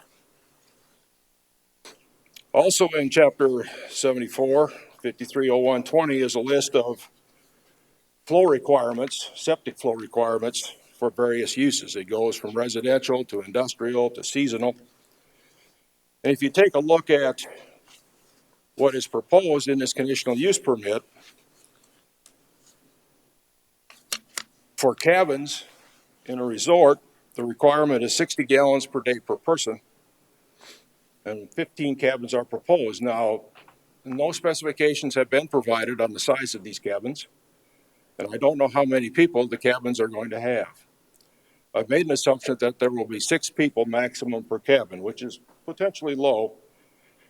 And under this requirement, for those cabins, you need 5,400 gallons per day of septic capacity. When you look at the regulations for travel trailer parks with individual hookups like he is proposing, you need 100 gallons per day per space. 89 spaces, that gets you 8,900 gallons. There's also a requirement of 3 gallons per day per person for a resort store. He's planning on a store. I don't know how many people are going to use this, but it potentially could be 200 people maybe, or more. Swimming pools with bathhouses, which is proposed, is another 10 gallons per day per person. Again, I don't know what the use is going to be because that information hasn't been provided. But with a 20 by 40 foot pool, which the applicant has indicated he's planning on putting in, during peak times, rally times, I suspect there's going to be a lot of people at that pool. He's proposing 3 washers for self-serve laundromat type. Those are 600 gallons per machine, so that's another 1,800 gallons. So if I exclude the store and exclude the swimming pool and exclude the office and exclude the employees, I still am at 16,100 gallons per day. It's potential that the requirement may reach 20,000 gallons per day. Now, one question that I raise is a 20,000 gallon per day facility project the right place for an experimental test of a septic system that is going to take the effluent and dispose of it by putting it on the surface? I don't think so. If you take that 20,000 gallons per day and you compare that with what would be required for single-family residences, if you had 4 bedrooms, that's equivalent to 40 single-family residences.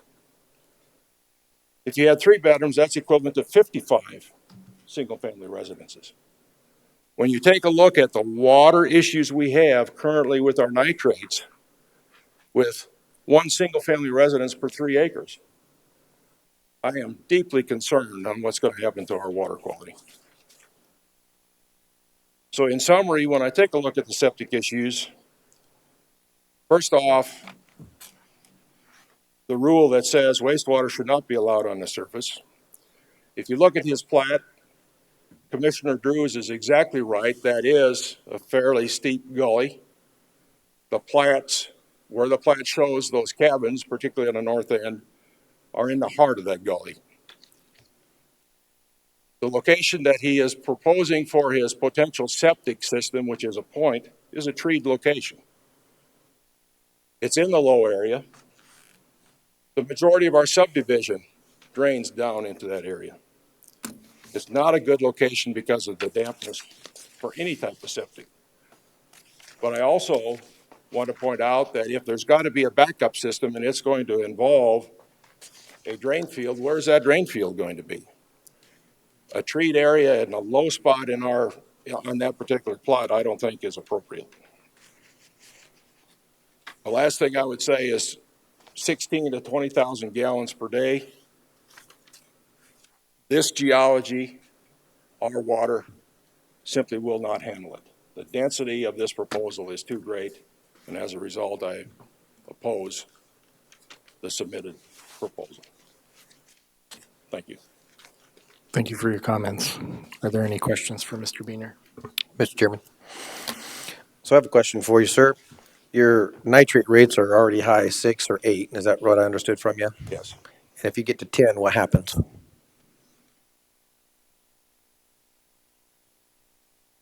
This spring, the commissioners asked that question, and I said, I don't know. The reason I say that is because there really is no easy location to identify for the offsetting homeowners that are on 3 acres on where to drill a well. They have their own septic tanks. We have the well that is there. I will tell you this, that in my opinion, the 20 years that our locations have been here, we've developed that fully and we've stayed in about the 6 range. We have never tested more than 7 parts per million until this spring. I am hopeful that making the staff and the commissioners aware this spring of the concerns I had with a couple of businesses in the area, that addressing those would help ease that concern. We have made it work with the low-density residential, 1 home per 3 acres for 20 years, and we expected, I think, it to have a nitrate level probably in the range of what we have. That's why this was all set up as low-density residential. They recognize the geology, and they recognize that there's a limit with regard to where you can put the septic. I'd like to give you an answer, but I don't know. I do not know how we're going to be able to resolve that. Maybe I should ask the question a different way. If you reach 10 parts per million, does the state get involved? Do y'all have to shut down your water? Do you start having to have a water treatment system for each home? I guess maybe that's the better way to ask the question. To my knowledge, the state does not get involved. Obviously, once you reach the limit of 10, there are people that are probably drinking above 10, even though it's considered a health hazard, depending on, it can be fatal for very young babies. It can be a more extreme health hazard for seniors. What we would probably do, and I'm speaking on behalf of or previously being a president of the Homeowners Association, what I would have done is notified them. We would try to understand the options.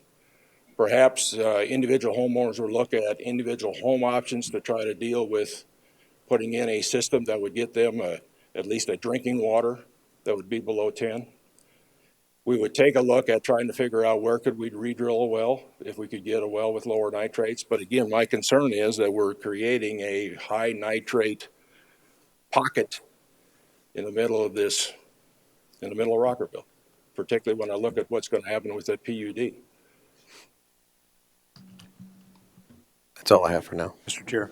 Go ahead, Gary. Beener, I think you're probably retired. However, yes. What was your background? What was your occupation?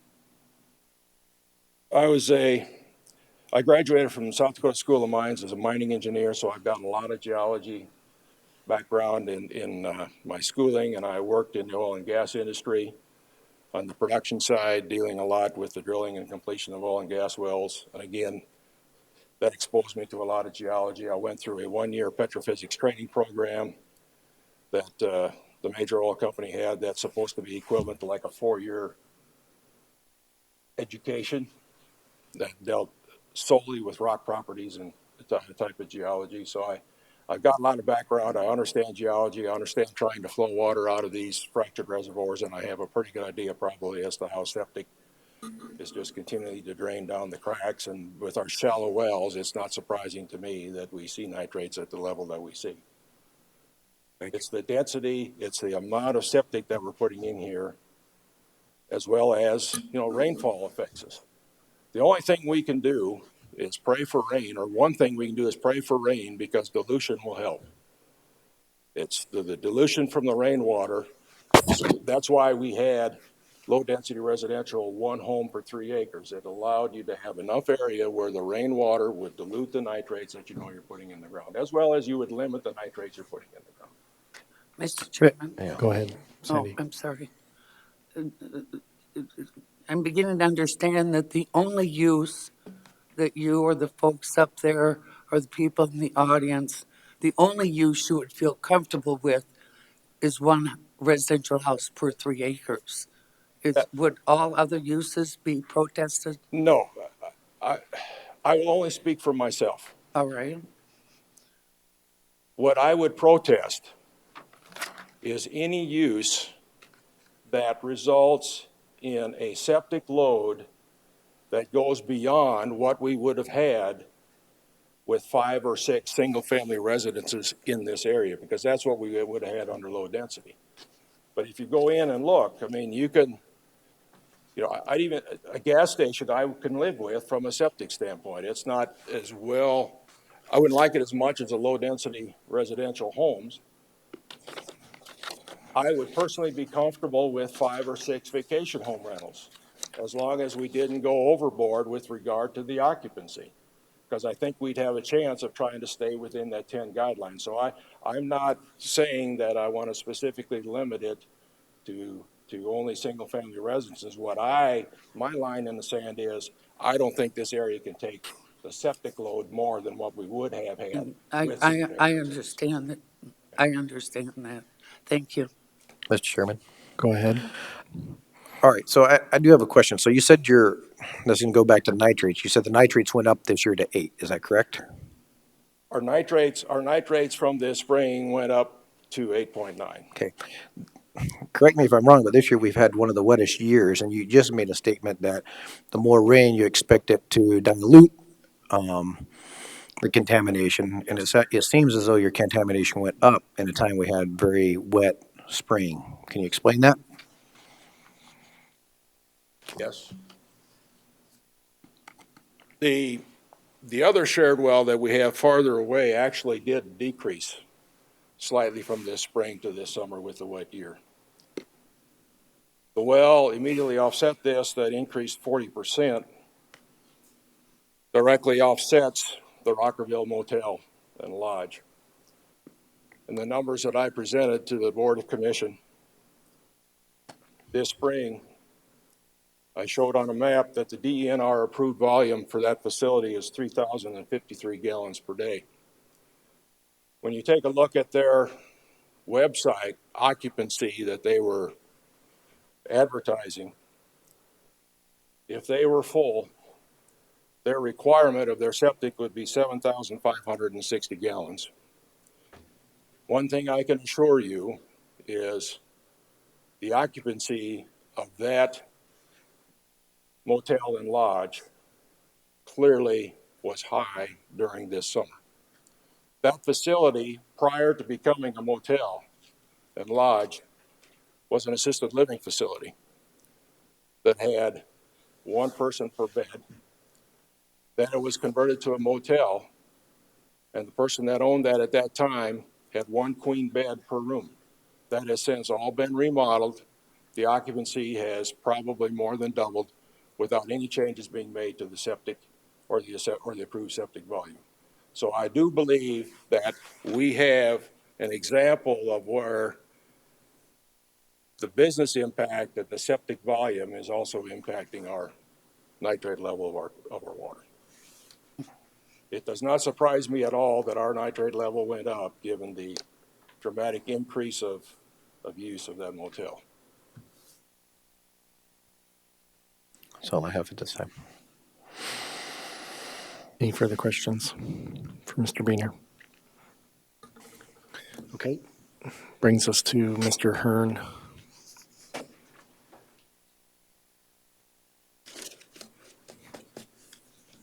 How are y'all today? I'm Bill Hearn. I wear 2 hats here. One, I am president of the Pine Haven Road District, and then I'm also one of the property owners. This work? Where's my mouse? And my home would be located right about here. And we have a well that's about right there.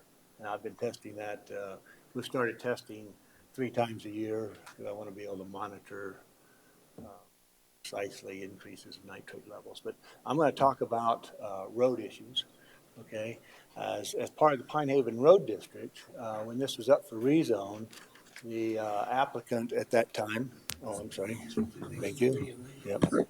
The applicant at that time indicated that they would have their emergency access come here through the motel through a private easement and not use the access on the northwest corner of the property. That obviously was untrue now at this point, and I got to admit it's somewhat frustrating that there's testimony that then gets a favorable, approval, but then that testimony ends up being false, and there's no replication for that.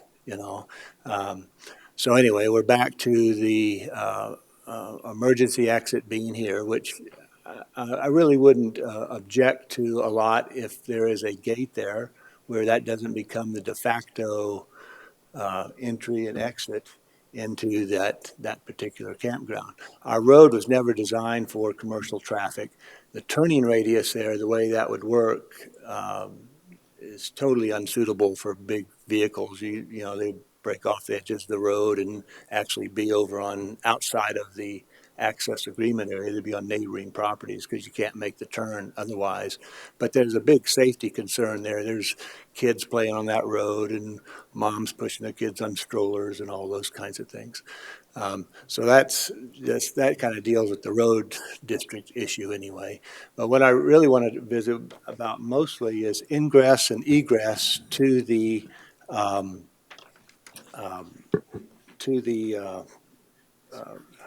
See if the pen's working. well, I won't need to get, I need to just get the base screen because there's yeah, make that go away. No, You just want an aerial? No, I don't want any of that. There's on the blank screen, the opening screen, none of this stuff. Oh, okay, hold on. There's a, That's the opening screen. Oh, it's on a different. there we go, there we go. Thank you. I brought some pictures here that'll hopefully help this.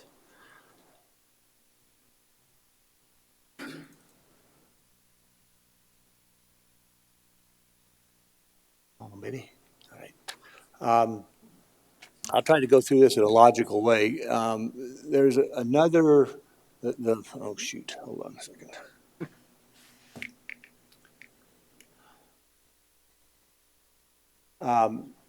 As y'all are aware, the Rockerville area also has a proposal for a planned unit development. If you come out of Pine Haven right now and we exit, this is where we go. Okay, that's a private road that's owned by Pat Hall. That road is going to go away as part of the planned unit development, so that will no longer be there. There's two significances here. At the Rockerville Motel, currently their guests exit going out this way. Okay. And then they also come into the motel this way. In fact, down the very far corner there, you can kind of see it on the little dot there on the snow there. They've installed some solar lights to direct their people to come up and go that way. Well, when that road's gone, they're going to have to start to, rather than come up this road, they're going to have to come up this way, cross both lanes of traffic, in a pretty short distance and make a hard right-hand turn here. So that'll, the significance of that as opposed to this thing is that just adds more congestion. Typically this on-ramp is used very, very little. But that's going to change when this road goes away.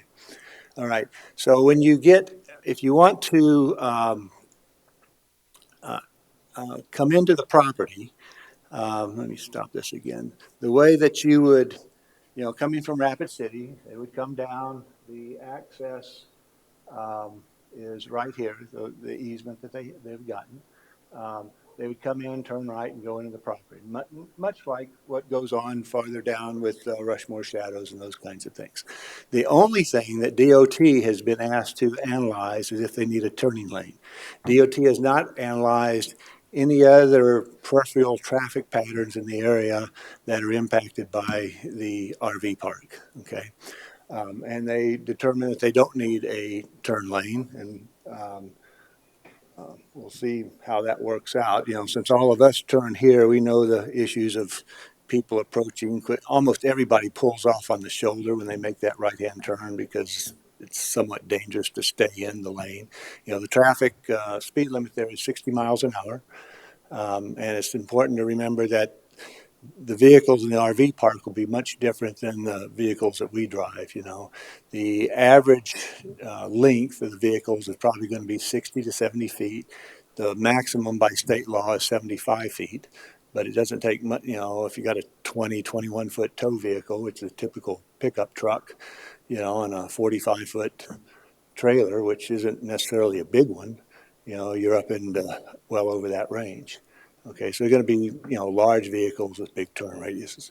So that's the way they would come in. If they were coming from the Hill City area, they would have to bypass Rockerville here, come up and make this turn here, do a 180 and come back. And that is wide enough there that when they pull off, that's more than 80 feet. So they would be not intruding on either side of the entry to come in. So the ingress is not much of a problem. Okay, the egress is a significant problem. Mr. Hearn, can just, if you don't mind, can you give me a reference where that road is on that map that you're pointing to? Yes, that is this road right there. Okay, and that is, again, it's not part of this issue, but when that goes away, that's going to be a problem for all of us here because that's the way you get back. That's the way you get back to Rapid City, as well as everybody in the motel. That's the way they get back to Rapid City. Okay, but that is obviously a private road, and but as part of the PUD, that's going to go away, which is going to be a problem that I don't know exactly what we're going to do about that, but. Let me stop this here.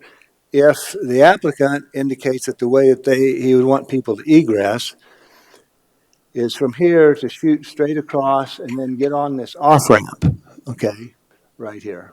The view that you see if you're sitting on this, if you exited the property, that's my pickup truck. That's what you see when you look across here to your exit, okay. It certainly doesn't look like a road ahead of you. But I did shoot across it, in a single vehicle. If you accelerate quickly, you can get across that and then immediately change your direction to go down the on-ramp here. It's a little dicey, but in a single vehicle, I did it, But that's what you see. I mean, you don't see the road where you're going, where it would continue. So that's the view that they get.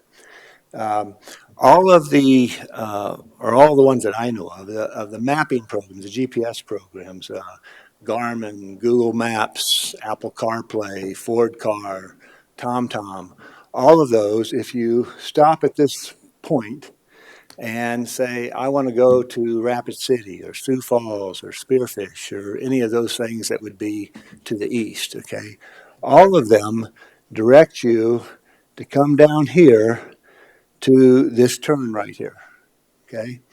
And as we see in the news and stuff, people do bizarre things in following GPS directions. I mean, they drive into lakes, they do all kinds of silly things. But these are going to be visitors that don't know the way, and they're going to punch it into their GPS, and they're going to follow that, okay?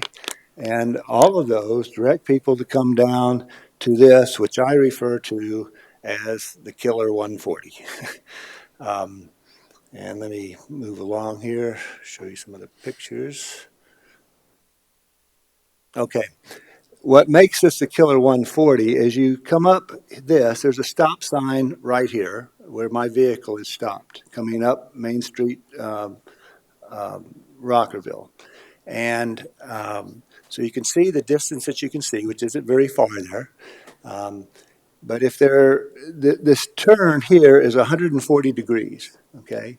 And so it's quite severe. And on the south side of this part, it drops off very quickly, drops off about 20 feet. There, at the edge of the pavement, there's about 15 inches of gravel, if you will, and then it drops off at about a 45-degree angle. So it isn't an expanded shoulder by any means. It, drops off pretty quick. So this is what you see. You can kind of see that car right in the very right-hand side there. The time it takes them to get from there to where I'm parked, I timed probably 6 or 8 cars, and it varied from 3.5 to 4 seconds. So it isn't a very short, very long time period. And I don't know if I didn't see anybody that I thought was obviously speeding. The speed limit's 60. Generally 4 to 6% of the people exceed the speed limit at any point in time. So there could be some people running 70, but it is the passing lane. Is that where you're going there? But that's what you see when you're at that stop sign. Let me get to my next slide here. Okay. These cones right here, what I did is when you pull up to this and stop to check your traffic, the stop sign would be, right off the screen to the right about here. And you can just barely see here, there's a white line where the stop sign, they paint a white stripe where you're supposed to stop. That pretty much has all been worn away, but you can see a little piece of it there. The 2 cones, when I pulled up there and stopped where you're supposed to stop, that cone would represent the front left of my bumper, okay, is what that would indicate. And I painted a little yellow circle out there. So if you want to go out and verify that I did it in a straight up way, you can go out and look at the spot. The problem is if you stop there and look back to the right, you can't see anything. Okay, you're too far down the hill and there's trees there.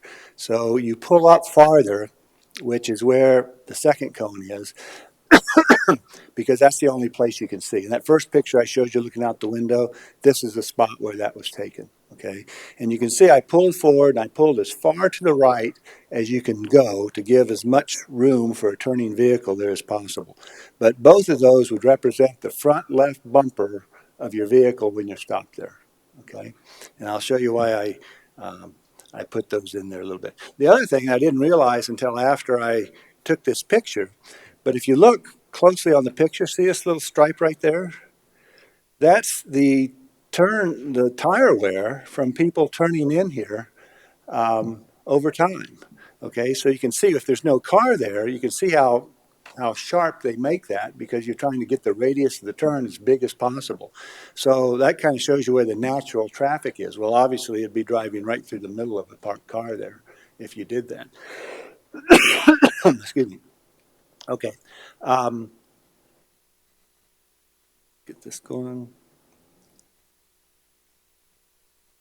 Okay, this is, after you made the turn, this is the edge of the road, and it doesn't show nearly the drop-off here, but here's the edge of the road.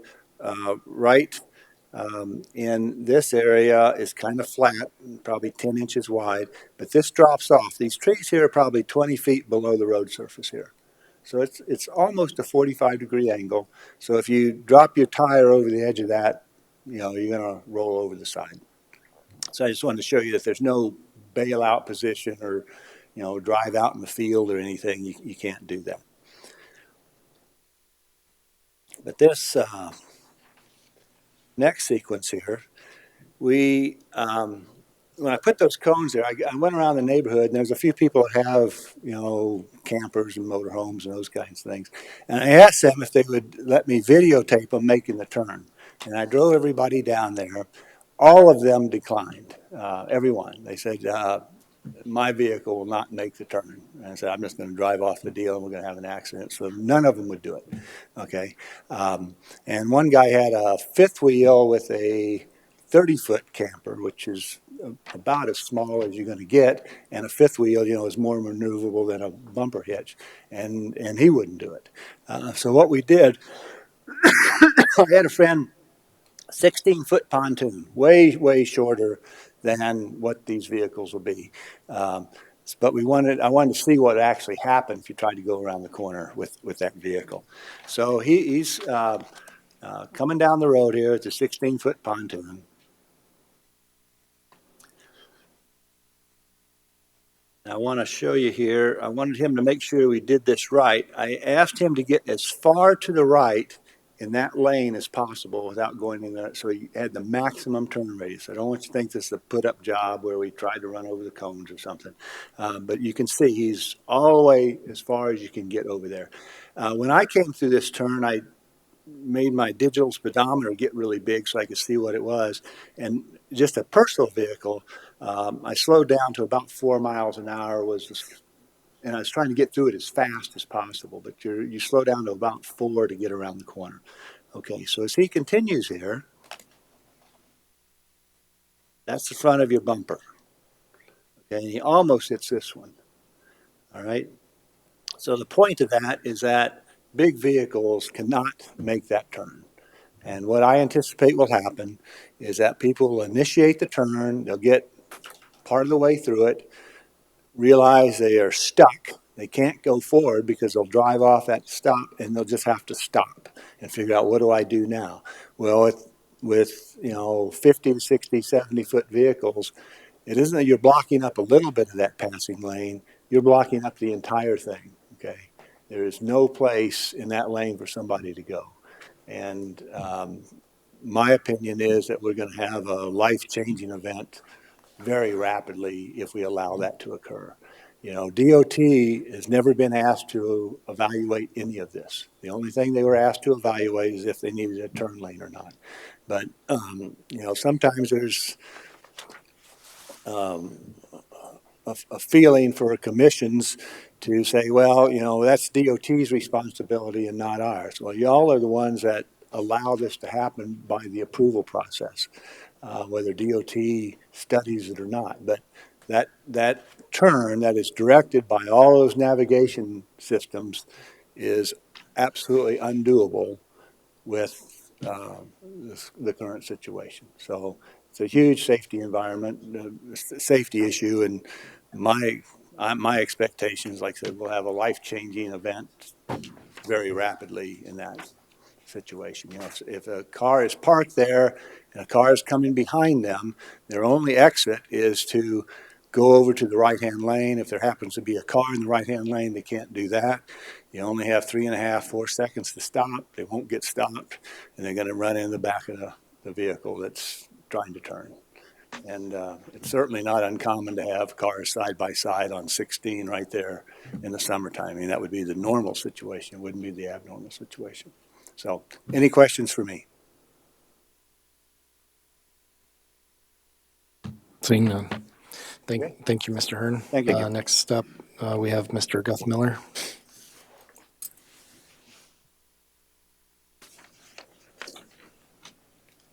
My name is Merv Guthmiller, and I'm a homeowner.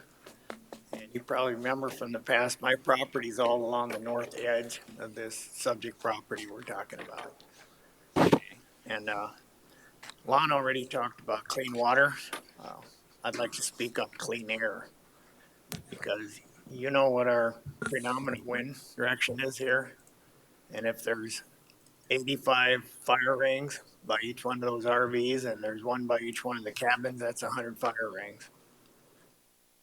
Okay, so if there was one community fire ring for each for all the cabins, and still 85 for we're still at 86. So there's a heck of a lot of smoke, and I'd like to speak on that. And the document I'd like to give you is about what's in wood smoke. And my family and I have had experiences with this. It is hazardous. I can tell you what's happened. So, from the Loan Association. Thank you.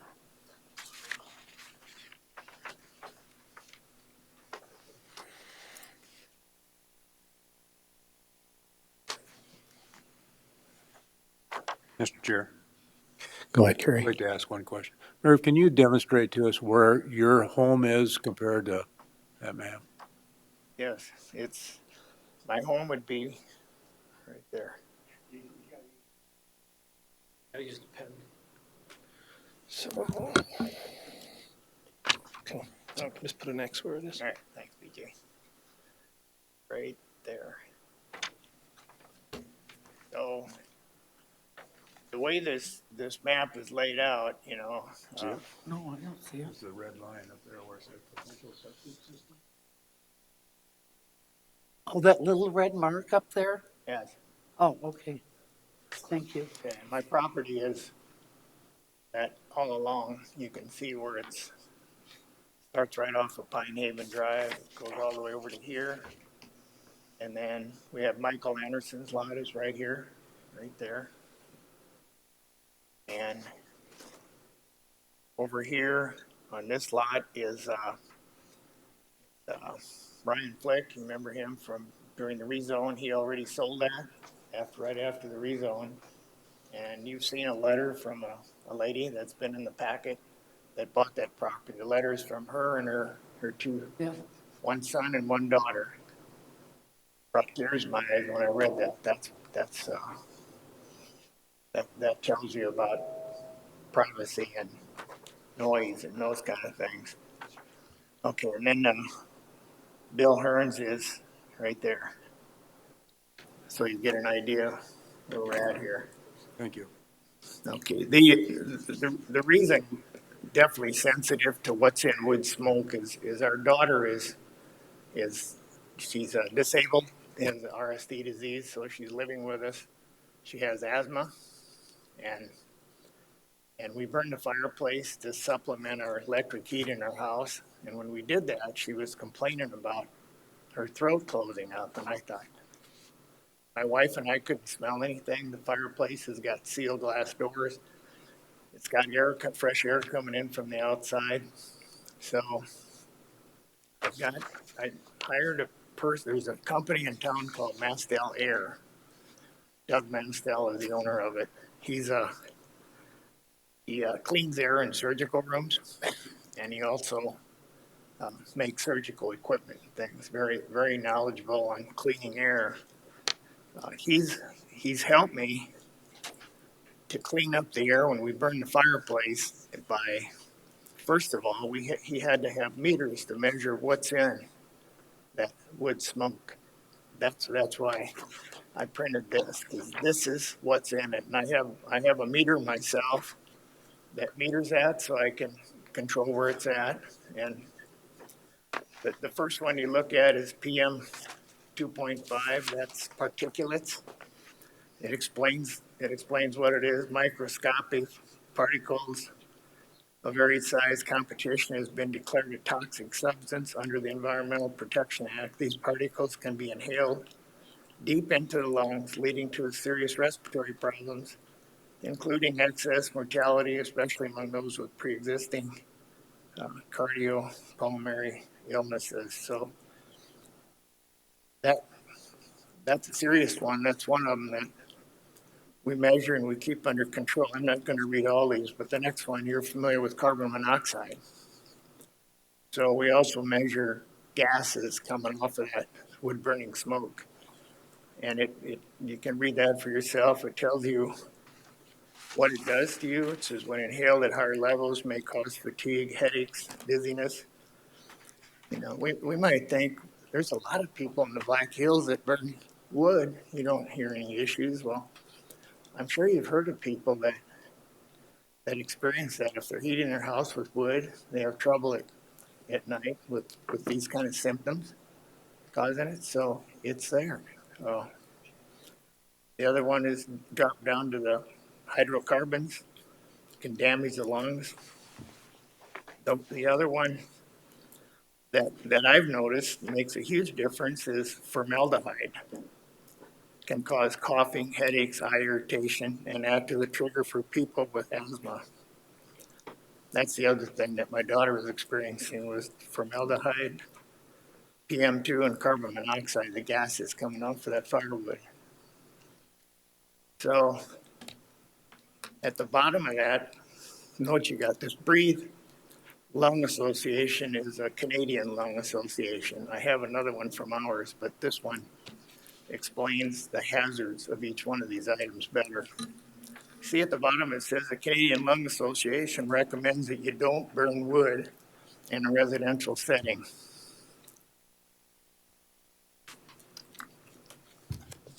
That's pretty clear what that does to you. And like I said, we've had firsthand experience with doing it. So can you imagine having a house where ours is and some of the other ones, no air conditioning, so we have our windows open at night to cool the house? Can you imagine what that's going to be like? And the other thing is, when you have fire rings, my wife and I have camped, live in campgrounds. This has happened to us, where you think the fire's out, go to bed, you still got hot coals in there, and the wind comes up during the night. And here we are, this close to all those fire rings. There's no way you could stop it in time before our house would be in trouble.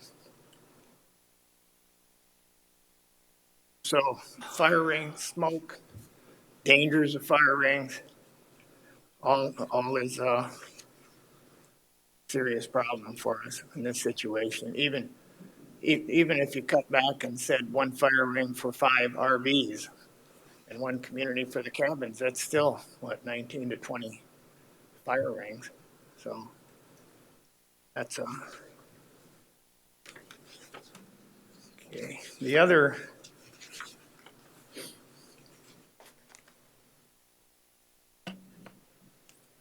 thing I'd like to speak on is noise and privacy in our areas. You can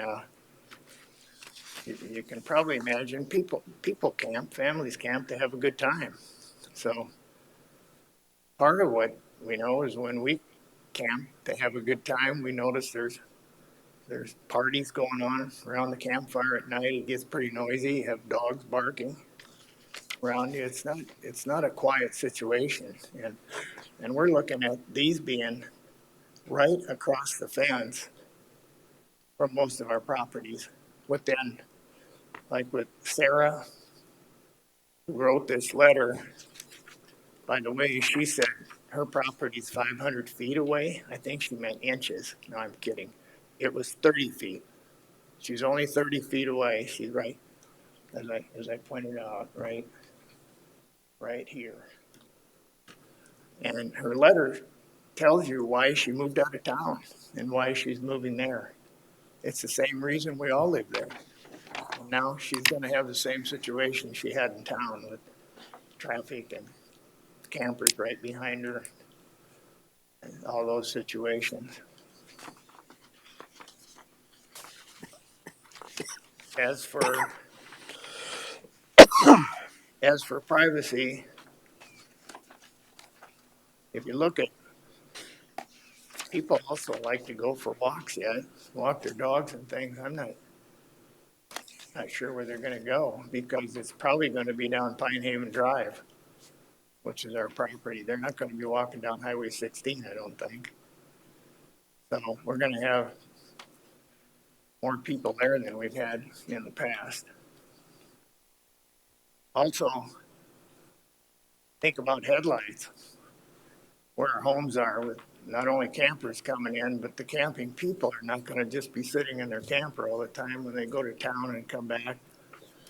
Can you imagine headlights shining right in your house during the night? So all those, there's probably many things that I'm not even thinking of, but anything else?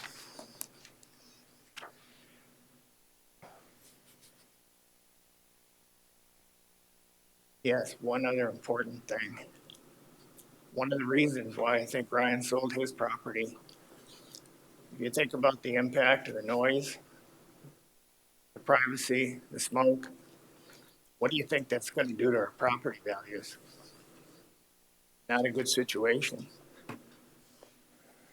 Sarah's concerned now. She just bought it, and she said, I don't know if I can even sell it if somebody knows what's going to be going in here, or maybe going in. We hope not. But somebody like Ross Connect would know what that would do to our property values, since he's an adjuster. Not good. Any questions for me?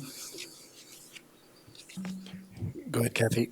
I have one question. You started out by saying something about the wind direction. Yes. You know, generally our winds come from north and west and blow east and south. It's just a few rare days a year where they blow from the south or the east. So why wouldn't the smoke and all of this blow away from you rather than toward you? Well, that's, we're talking about in summertime, right? I know, but it's, Usually, I mean, usually all we, of our winds are northwest, and, blowing to the south, southeast. And so I guess I'm just not tracking as to why the smoke our, would go. okay, our experience there is it's coming either out of the south or the southwest. Yeah, that's in the really summertime. rare. I mean, our area is generally north. I mean, look at any flag and they're coming out of the blowing, they're either, We're starting to get northwest winds now, honestly. well, we've always had northwest winds. So, I mean, I don't live too far from, Wherever the wind's coming from, we have homes all around that area. but So that's truly an everybody, anomaly if the experience there is winds out of the south or the east. Okay. Mr. Chairman. Go ahead, Travis. You know, you mentioned something about the smoke and how you have a wood burner in your home, right? And you had some issues with, were you having carcinogens in your home or something of that nature? Is that what you're kind of getting at with that? yeah, what we have, the reason we burn the fireplace is our home, I could describe it better. When you first enter in, it's got 35-foot high ceilings in it. It looks like a lot. And then there's a loft behind that. There's no thermostat in that area. So when it gets really cold, that fireplace is designed to heat that big area. It's got blowers on it that blows the heat into it. So we use it to supplement our heat. That's why we need it. Is that your question? Well, actually, no, what I was going to get at is you're talking about, you know, the toxic fumes, maybe that was causing some issues, right? Right. And you had somebody come in and you spent all this money to evaluate and things of that nature. And this just might be more of a public service message to you unless you already did this. Did you change out that fireplace? We had the same thing in our home. We killed a whole bunch of birds because my kids like birds and they were dying off. We couldn't figure out why. Came in, they tested for some stuff. We had to get rid of a whole system and put in a whole new wood burner. And now that the birds are living, the canary effect is, if there's toxic stuff in the air, it's going to kill off birds. Well, we replaced everything that was dealing with that system. I would say you probably want to do the same thing. That's just more for health safety. I wouldn't spend all this money trying to do all these different things. Just look at what directly affects safety. And I guess kind of what I'm talking about here too is just exactly what Kathy said. Our predominant winds aren't even blowing towards those homes. It's not blowing that. The predominant winds of the area are not blowing those chemicals towards those homes. It's actually blowing it typically away from those homes on the normal, the majority of the days out of the year. So I think I'd have to have the rest of the neighbors talk to that because honestly, I sit out there often. It's coming out of the southwest. So, as for the fire replacing that, I have checked into that. Our fireplace now is large enough that it accepts 36-inch logs inside of it. Those that you put back in there are 18 to 20 inch. And that's, I think we'd be replacing those quite often. I'd like to stay with what we have for a fireplace. It's already got sealed doors, very well glass doors, so got fresh air coming in from the outside. So now we have the filters going with fans that are drawing air through the filters. Carbon filters remove gas. HEPA filters remove the particulates in the house. That's what we learned. Anything else? Thank you for your comments. Next up, we have Mr. Johnson.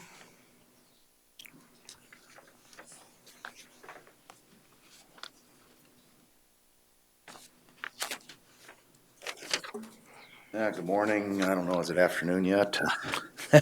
Not quite. Almost. My wife and I live on Pine Haven Drive, and we moved out here about 2 years ago from Sioux Falls to enjoy the beauty of the Black Hills and to enjoy some of the so-called banana belt weather, which is debatable, I guess, if we're having that. Anyway, as I just dropped the second half of my $7,000 property tax bill off here, I just hope we're not going to be living next to an RV park is all I got to say. We aren't direct property along the perimeter, but we are within 500 feet, and we're kind of catty corner from that northwest corner there where that entrance is going to be. We'll probably have one of the best views of whatever's going to be built there. So that concerns me on a personal note. Just a few short months ago, this commission rejected the rezone from agriculture to highway service, but the commissioners voted by a 3-2 margin to approve it. A couple of the commissioners suggested that what gets put there could be beneficial for our community, or that what got built could be built right along the road. As we now see, that's not what's proposed. What's proposed is devastating to the community, in my opinion. I don't see any benefit to an RV park in our neighborhood. In fact, Mr. Eisenbrow was out a week ago and visited with some of us neighbors individually. I told him I'd rather have a nuclear waste dump there than what he's proposing, because at least I don't have to deal with the traffic, and I know our water would be a lot closer and more monitored than what it's going to be. Even though he's proposing all this fancy septic and everything, it's experimental and it could fail. And we don't have a lot of options, as Lon Buhner pointed out, for drilling new wells and getting more water.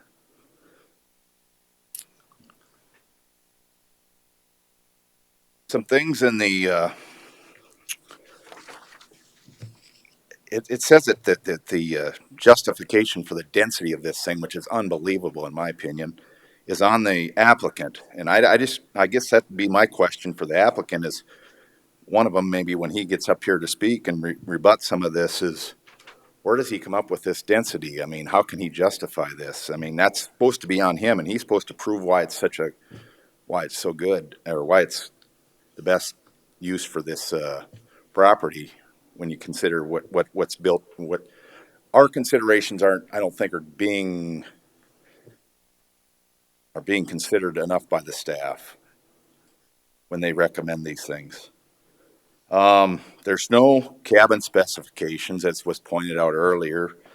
There's 16 items here for this section 306 that we're supposed, in my opinion, that we're supposed to be complied with before we're even at this process and even talking about this. So my question is, why are we here? Why are we wasting our time right now? And he's not even ready to play ball here. He doesn't have his stuff together, in my opinion.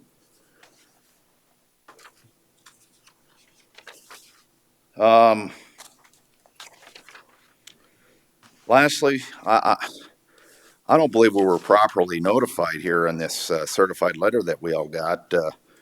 It doesn't say anything about Section 306 in this reason for request. It cites Sections 210 and 510, but as we can clearly see, this is an RV park and falls under Section 306. We weren't notified that in this letter, and that isn't the proper way it's supposed to be handled down here in the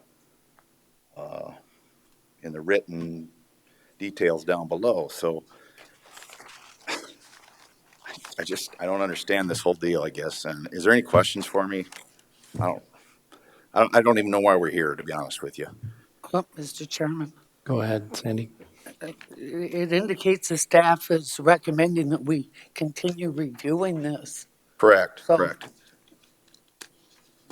That will be something. It just seems like they're a little bit biased, even through the rezone hearing. They've been biased against our neighborhood the whole way. And there's other comments that we can read in between the lines here that Sure. That's just my personal feeling. Yeah, I understand. And it's also my understanding that the Planning Commission voted against the rezoning. That's correct. And the county commissioners were the ones who That is correct. approved it. That is correct. Okay, so I don't know that they're showing any prejudice.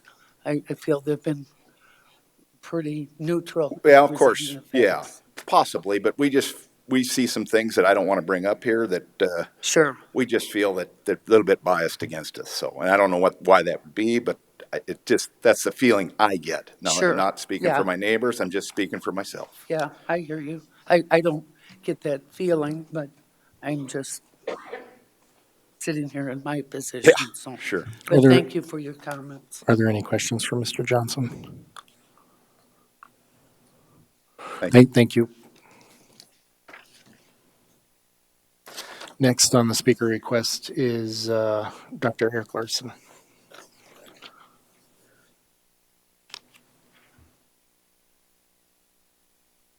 And the handout that I handed out before this item on the agenda was listed. Yes. Good morning. If you could state your name for the record into the microphone. My name is Eric Larson. I'm married to Alexandra O'Hersky, and she and I own the property at 23727 Pine Haven. It is not portrayed on the present map that's up there, but if you're interested, we're sort of as far north as the Pine Haven development runs. If you take Pine Haven Drive and drive as far as you can, comes to a little roundabout, and our home is at the end of that roundabout, borders on the National Forest. What I wanted to do today was express the concerns that I and my wife independently have developed and tried to express in the handout that was delivered to you this morning. Somewhat surprisingly, because I think we're not immediately adjacent or within 500 feet of the proposed area, we did not receive a notification, and I only learned yesterday morning of this meeting. Consequently, I have not been associated with my neighbor's efforts to respond. I manage a global consulting business that's owned now by IBM. I travel extensively and am away from the Rapid City area probably at least a third of the year, and find it very relaxing when I do get here. But my opportunities to interact with my neighbors are limited, and I tend to keep to myself, as does my wife. What I think is interesting, though, is the points that I wanted to raise really largely coincide with the issues that you've heard about at length from Mr. Bueller, Hearn, Guthmiller, and Johnson. And I think there's enough evidence already to support our view that the application for the proposed RV park should immediately, today, be rejected. I don't think this notion of a continuance and further information gathering really is appropriate. It's burdensome on all of us to have to repeatedly address these issues, and I think there's enough evidence that's been presented today. I won't take a lot of your time, but what I wanted to do, being a former academic, I'm a PhD economist, I work for the Treasury Department, and I'm a risk management specialist. As an academic, I understand that adult education requires repetition, so let me just summarize a little bit of what I think the main points are. The proposed large and very dense park, 85 RV stalls, 15 cabins, 100 units, I think is incompatible with the other uses of the surrounding area. It brings an unreasonably high likelihood of adverse impacts upon community water quality, traffic safety, residential quality of life, and safety. I think a simple cost-benefit comparison will suggest that the economic benefits to the community in terms of the seasonal, temporary employment for a handful of unskilled laborers, as well as the minimal business tax revenue associated with this proposed RV park, that those small accruals are easily outweighed by the cumulative private and social costs that could accompany the establishment of this park. The commission, in voting to approve the variance to the present highway use designation that was made earlier this year, very strongly indicated that in granting this variance, they felt that the water concerns, the traffic concerns, et cetera, could be somewhat mitigated by moving to a commercial property simply because the commercial property might prove to be less taxing on the water and septic systems. And if it were a small commercial property, perhaps even less taxing on the traffic patterns. But, you know, I think this proposed high density, high volume entity really goes at odds with that general feeling of the commission when they granted this variance. And I want to hold your feet all to the fire that, you know, in approving that variance, there was an assurance given that in the future, proposed uses would be considered carefully in terms of their impacts on the community and on the water quality, traffic safety, and quality of life. There has been no, you know, identified level of utilization of this, and it will be seasonal. But suppose that these 100 units are on average occupied at a 30% or 33% occupancy rate. Pretty low, but maybe not a bad average. If you think then that each unit that is occupied might have just 1.5 people, we're talking about 50 people on average additionally using this area on a daily basis, demanding water, traffic patterns, and impacting the surrounding area through their noise, lighting, and other activities. Bill Hearn spoke about the existing traffic patterns on Route 16. He mentioned the existence of a private road that individuals in the current development use to egress across Route 16. I don't use that. It's a private road that's full of potholes. And maybe Bill can take his truck down there, but I'm not going to take my sedan. So basically, the only way to return to Rapid City is to exit Pine Haven Drive, go south, cross into the high-speed lane, 65 mile per hour, turning passing lane, and then execute a 120-degree turn onto Main Street in Rockerville, right? All within 350 yards. You know, accelerating from zero into the traffic, slowing down, and making sure that someone who's going 80 miles an hour with a heavy trailer is not on your tail. It's very dangerous as is.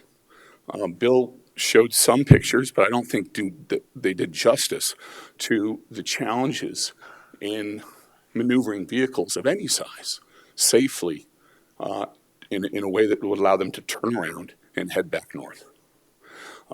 Significant adjustments will have to be made and expenditures have to be made in order to bring this to a safer configuration, including merging lanes and exiting lanes on both sides of Route 16 on the southbound side.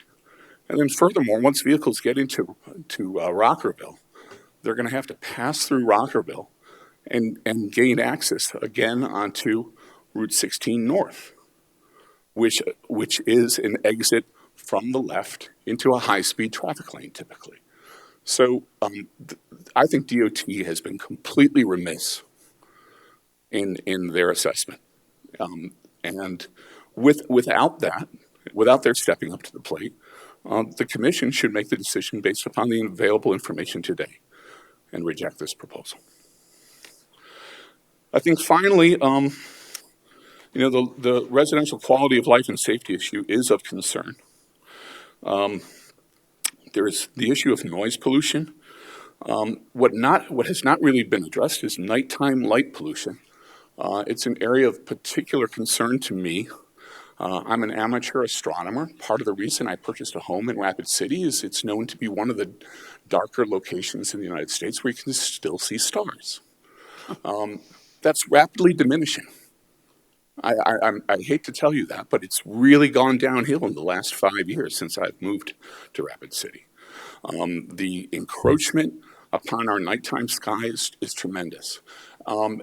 While I live at the back of the development, the new Rockerville Lodge, basically it has been designed in such a way that the owner seems to think it needs to be lit up like the Lincoln Memorial at night.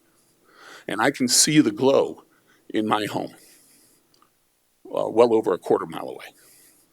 That's not what we want in this area. It's an area where a number of people move to try and enjoy nature, enjoy what it has to offer, and not have to deal with the encroachment and the growth of urban life. There's been mention made of the impacts upon the road district, decreased potential property values. But I think we should also honestly say that fire risk is of great concern. The proposed nighttime hours, quiet hours, and then use of fire on the site is all pose great risks. The South Dakota Wildfire Commission contacted most of the residents in Pine Haven earlier this year because of the fact that this area has been identified by the division as being particularly prone to wildfire risk. Bringing this type of facility and encouraging transients, and let's call them transient visitors who we might welcome generally to build fires and to have a good time for a couple nights on a weekend, is just irresponsible and disregards the basic needs that the larger community should have to feel secure and assured. There's no way to enforce the proposed limits on quiet hours, fire abuse, prohibitions on dumping wastewater. How are we going to maintain that? Do we need to have a neighborhood commission go and inspect the facility? I think it's going to, an absentee landlord catering to out-of-town visitors looking for a good time for a couple of days is just a prescription for trouble. You have my written comments. I think there's enough evidence at this point that the proposal cannot stand on its own and that the social costs far outweigh the benefits at this point. I'm happy to answer any questions. Thank you for your comments. Any questions for Mr. Larson? Okay. Thank you very much. Thank you. Mr. Eisenbraun, is there any rebuttal comments that you would like to discuss? Yes, I'd like Okay. to get my sewer and engineer expert up. Okay, please come forth. State your name again for the record, please. Justin Eisenbraun. Listen to their comments and their concerns. The approach comment, we are going to be using the approach that's directly across for directing traffic back to Rapid City. I was up there last week or about 10 days ago with a 1-ton dually 4-door pickup and a 42-foot trailer. Went into my property, turned around, came back, had absolutely no problem coming on to that approach and coming back into Rockerville. It's not the one, it's the 140-degree killer. They're not going to be using that one. That one is directly across from our approach. They're going to be coming back into Rockerville through that way and then going back to Rapid City. The line of sight there is tremendously better at that approach than what their Pine Haven access is. It's at least double what their access or what their line of sight is for that approach, if not more. It is a safe approach. We're gonna do everything possible to make this as nice a park as there is. There are other parks that are along Highway 16, not far from there. They are surrounded by residential. It's not affected their land values in any means. The fire rings, I have talked to several other campground owners.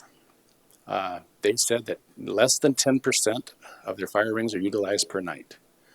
So if there's 100 fire rings there, that would be 10 small 36-inch fire rings burning on 19.4 acres. The air is not going to be compromised in any situation.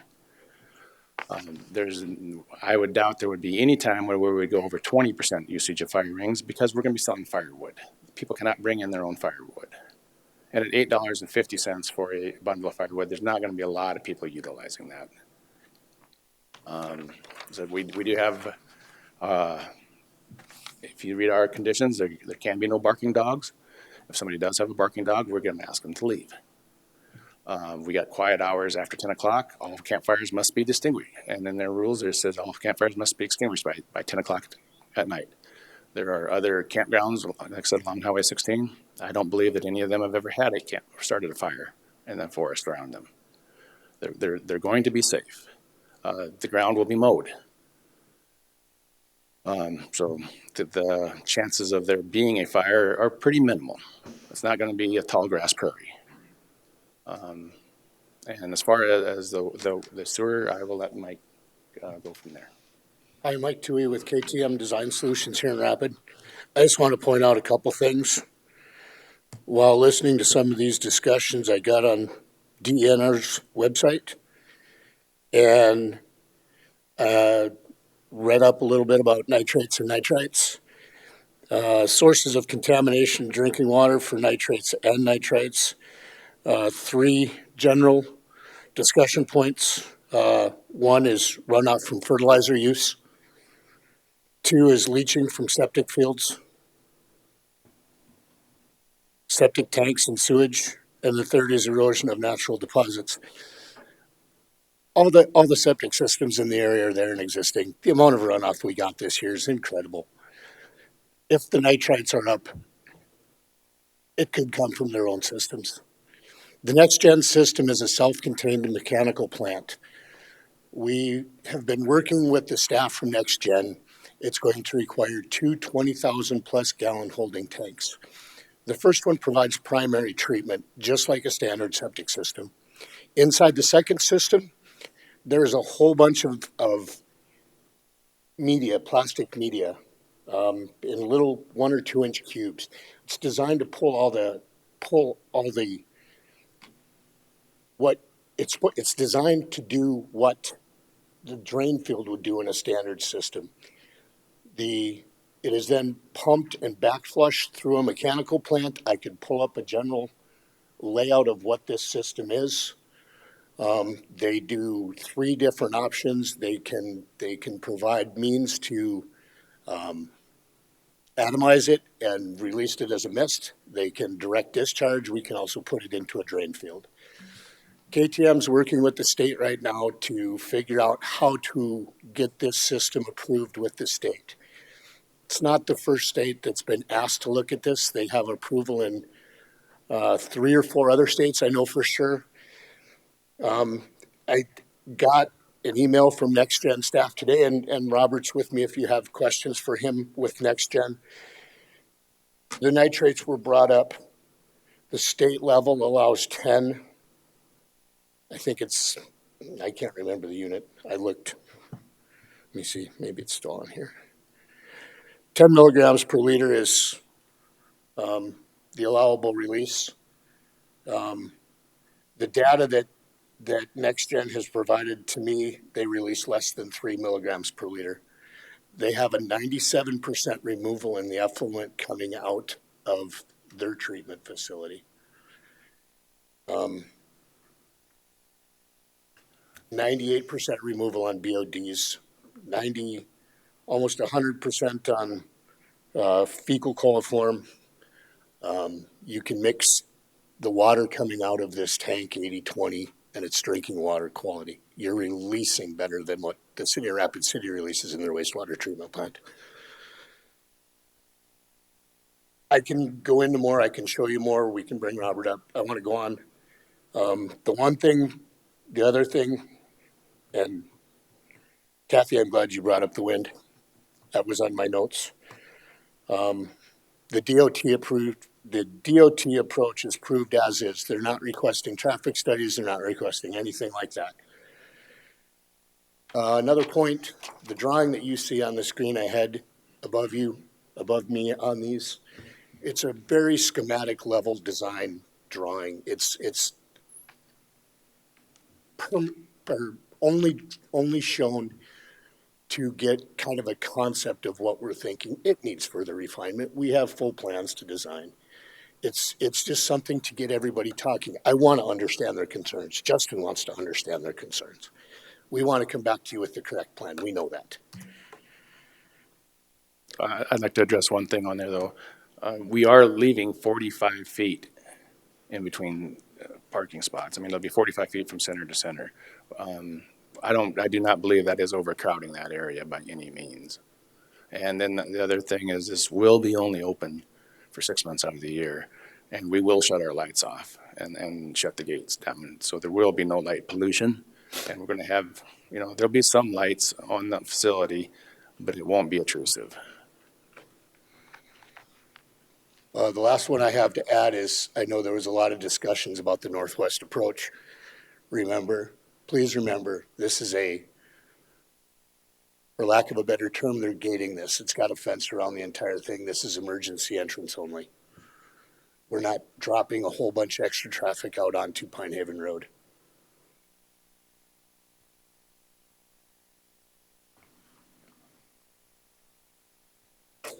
Thank you for your time. Thank you. Any questions for Justin or the engineer? Kathy, go ahead. Yeah, I have two questions. One is that how does the density of the RV lots on here kind of compare with the one, I think it's Mountain Shadows is the next one down the road to the east toward Rapid City? In general, do you have a sense of how this density is going to compare with that? This will be less per acre than what they have because we went and measured some of their sites. They're at 35 feet They're from 35 center, feet, and and we're these at will be 45. 45? Okay. Secondly, and I know this, I know that there's a financial impact to this, what I'm going to ask you, but have you given any consideration to building some kind of a privacy fence on the north boundary? The north boundary. There are trees there now, and as you see, we were going to put trees along The west, you show the trees on the west boundary, but I'm thinking along that north boundary. There are, by lot 4, the top line. there are already existing trees there. But those darker areas are all trees on that map. Pardon me? That darker green that's on that map is all trees. And so their house has got trees between it.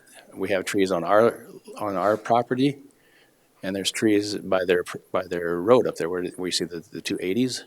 So light is going to be very, very, very minimal coming into their house.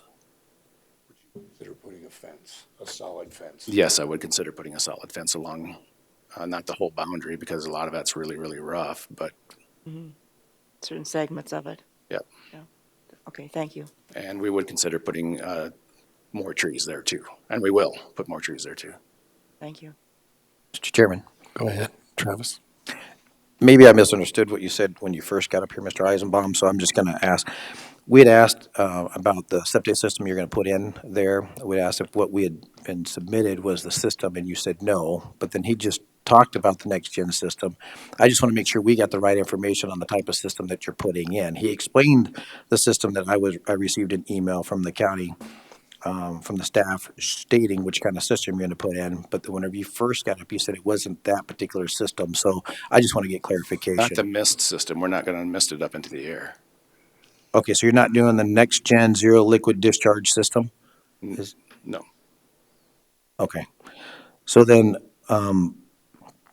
why was that sent to us as the one you were going to use, but then you decided not to? So I'm just asking. If I can? Sure.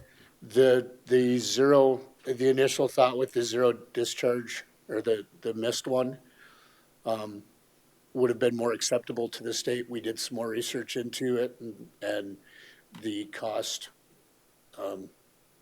is a little bit better if we direct discharge.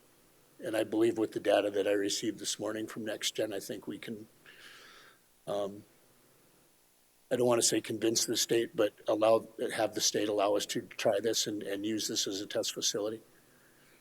Mr. Chairman, can I continue? Yes. What system are you going to use? Can you send us schematics so we can at least look at Pull it that? up on the screen. Sure. Or give me a link so I can at least pull it up. That would be good, so I know what we're dealing.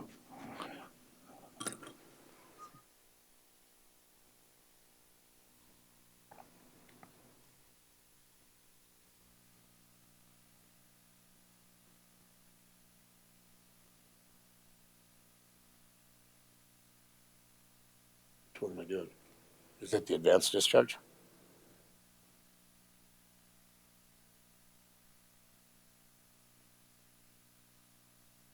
I want the advanced system, the direct discharge. I call it something else. They don't like what I call it. They don't like what you call it? Well, I call it direct discharge, and they tell me it's not. Where's the pamphlet for? Actually, on the website that you got pulled up, we don't do much on the website for the commercial community system for the direct discharge.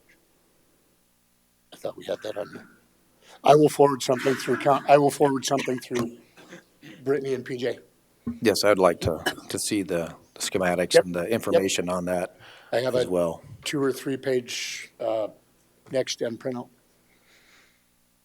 I'll send them both, the ZLD and the one we're going to use, and explain that in the email. Okay. And another follow-up, if you don't Go mind, ahead. Rich. And PJ, you can jump in there if I missed something and how this was presented.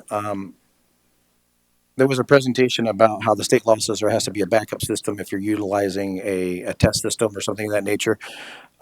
Did y'all read that as well? And are you going to follow that same process? And if you are, what is your backup system going to be? The backup system can be a standard drain field or a pumped mound system, probably a pumped mound system. And how are you going to monitor that to make sure that y'all are within state standards to ensure that if it fails, then that you convert over? The state's going to put requirements on us to test the effluent coming out of the treatment facility, out of our treatment plant. There'll be limitations. We have to test once a week, once a month. And there'll have to be records sent. One of the things with NextGen that we're working on doing is they have a means to monitor the effluent coming out on a regular basis. If those aren't met, then we would convert it, instead of just the effluent going direct discharge, we would probably put it into a dosing mound system, which there's no effluent from that. Then it becomes evapotranspiration. So then you have to have that built on the property at the same time when you're installing this so that you can immediately transition if you need to. I will hold an area in reserve. I'm waiting to see what the state's going to allow. If we have to do that, then we'll make those plans. Unless right now it's all in the state's hands before I can even get it in front of your hands. Okay, I think that's all I have. Any further questions? Mr. Chair. Go ahead. Mr. Eisenbraun, I understand that you have gone door to door and visited with the adjacent property owners. Most of them that were home the day I tried, sir. Okay. Are you planning on meeting with them again? If they would like to, I certainly can. Okay. Thank you.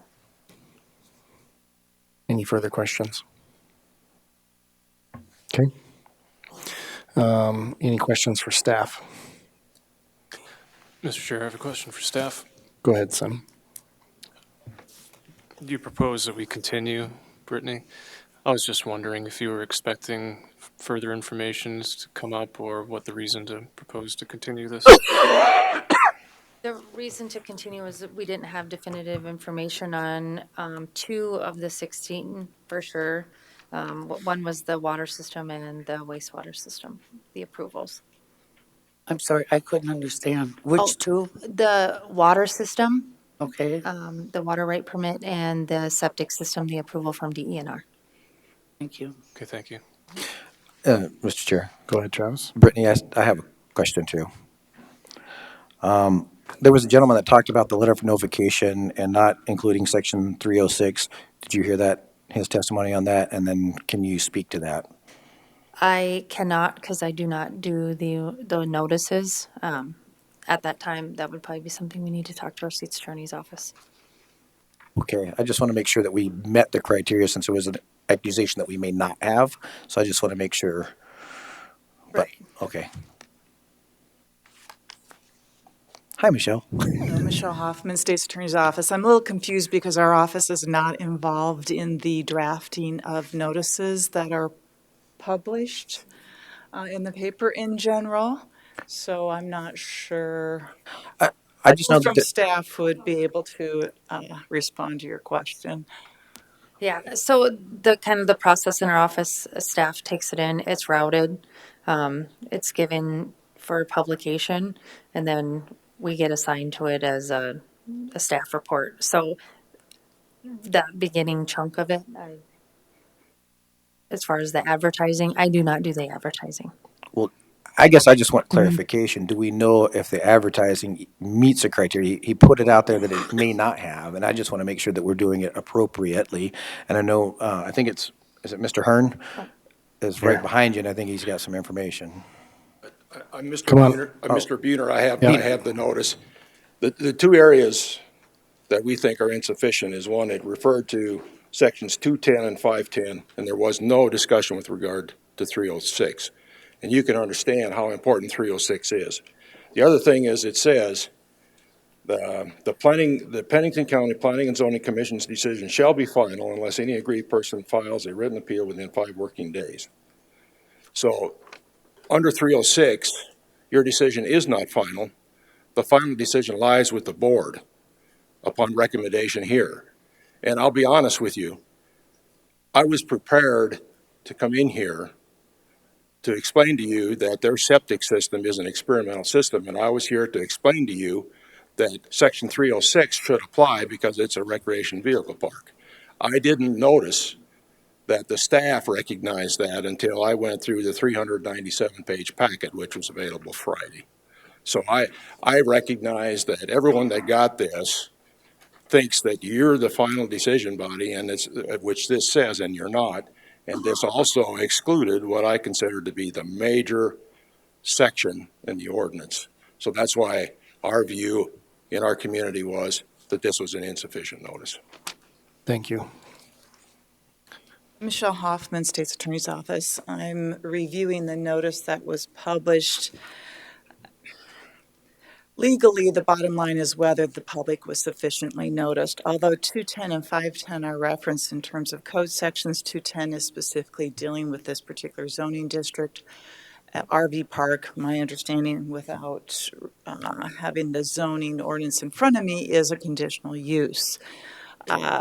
Also, the notice appears to specifically state it's to allow a campground on the subject property to include RV hookups, cabin rentals, pool, office, laundry facilities, and additional outbuildings in a highway service district.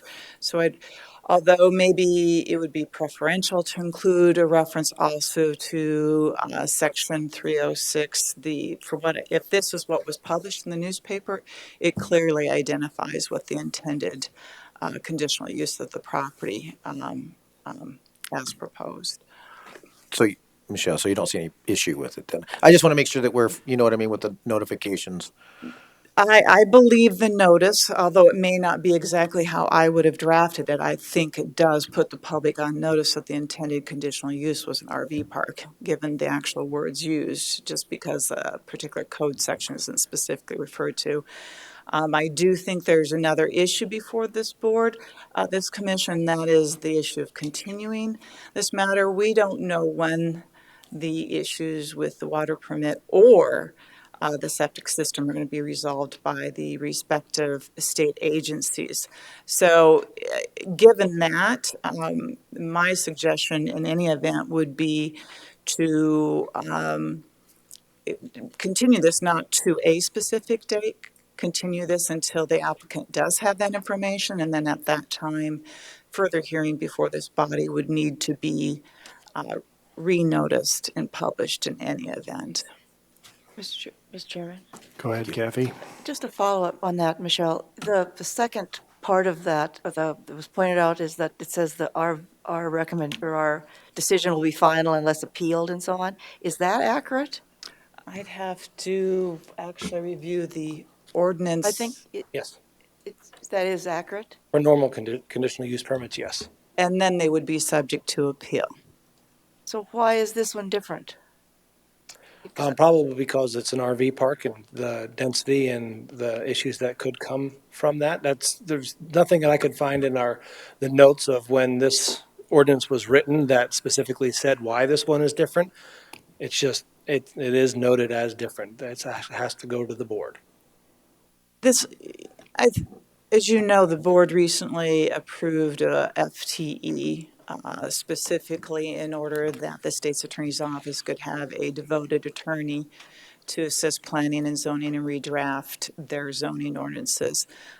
There are different conditional uses. For instance, the aggregate mining ordinance that was treated that particular conditional use different than other conditional uses. So I think over time, we have some inconsistencies depending upon perhaps concerns voiced by the public, perhaps how the commission and or board thought those concerns would be best addressed. I do agree. I think ultimately when we review our ordinances, I think it's best to keep to a more consistent approach to any and all conditional uses, but apparently this particular ordinance has set forth a different process. And that ordinance being 306? Yes. Okay. And just to follow up on what Michelle has said, I've already spoken with the applicant, and he's okay with an indefinite continuance until all the other information comes in. Thank you for the information. Also, if I may follow up, this is something we've discussed in the past. It's my understanding historically that the Planning Commission has always made every effort to accommodate all members of the community. That includes the property owner in terms of moving their projects forward. It would be and that's good public service. However, moving forward, I'm going to be recommending to the planning department that when we have some of these larger issues such as septic and or water permits, that perhaps these matters shouldn't even be put on calendar until those questions are resolved.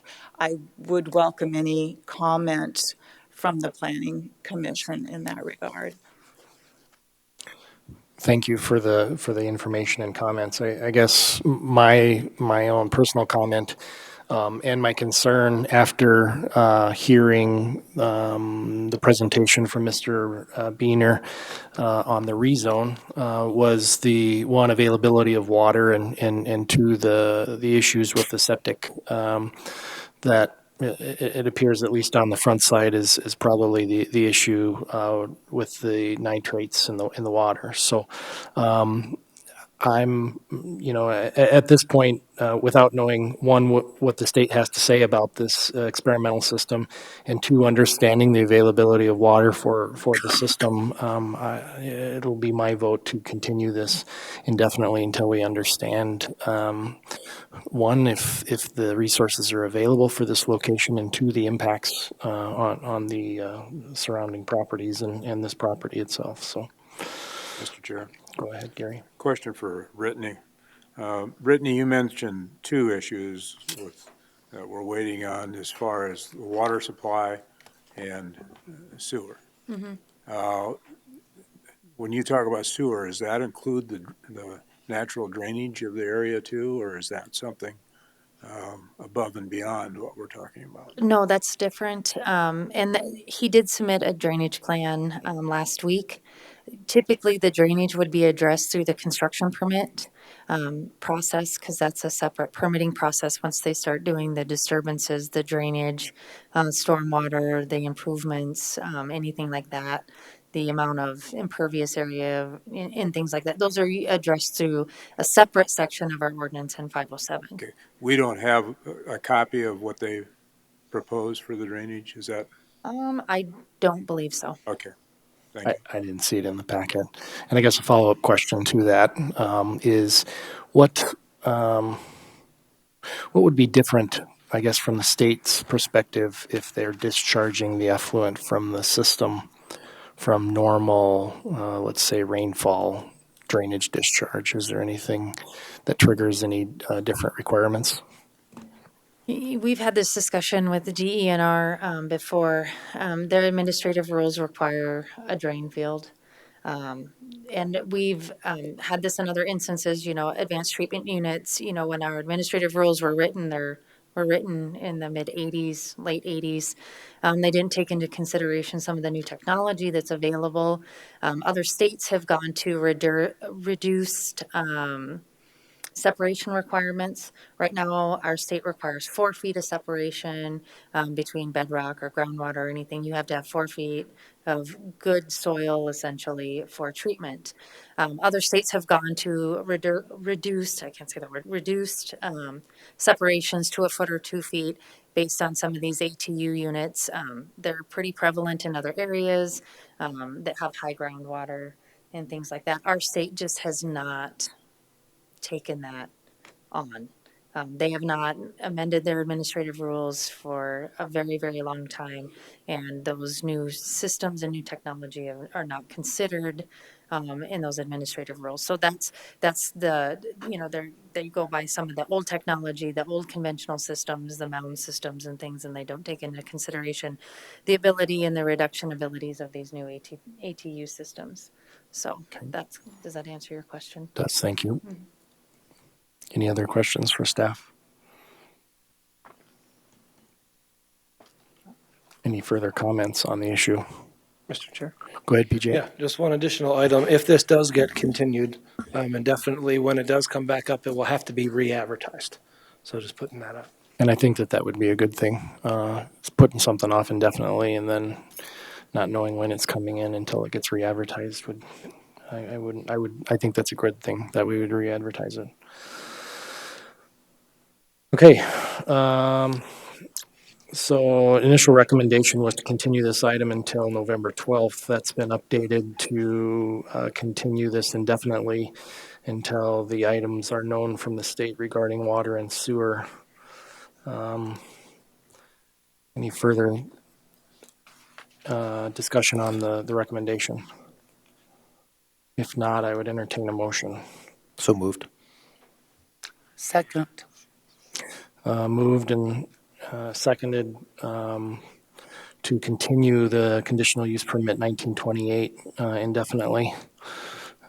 Any further discussion on the item? I just have one quick thing. PJ, when we get that information, if we get it back before the package is ready and stuff, can we get that sent to us earlier so we can kind of review it a little bit? Does that make sense? Yeah, as soon as we get it in, we'll send it out. Okay, yeah. Appreciate it. Any further discussion on the issue? Seeing none, all those in favor signify by saying aye. Aye. Aye. Those opposed, no. Motion carries. Brings us to item 26.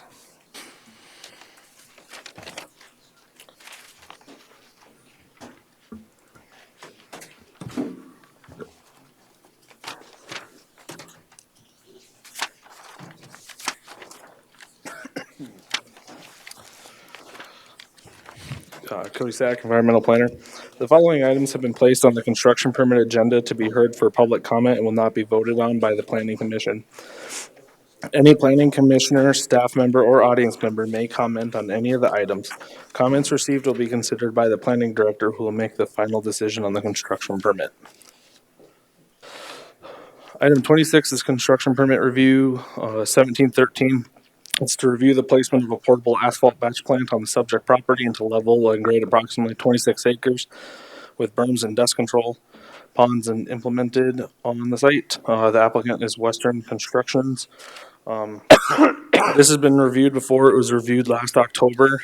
And while staff at the time performed a site visit, they had discussed with the applicant about ending the permit. The batch plant is on the property. So with their approval, they wanted to end the permit, and staff was going to end it, but then through some extra digging on some aerials, it showed that they did do some work inside the floodplain As you can see, where's the bed?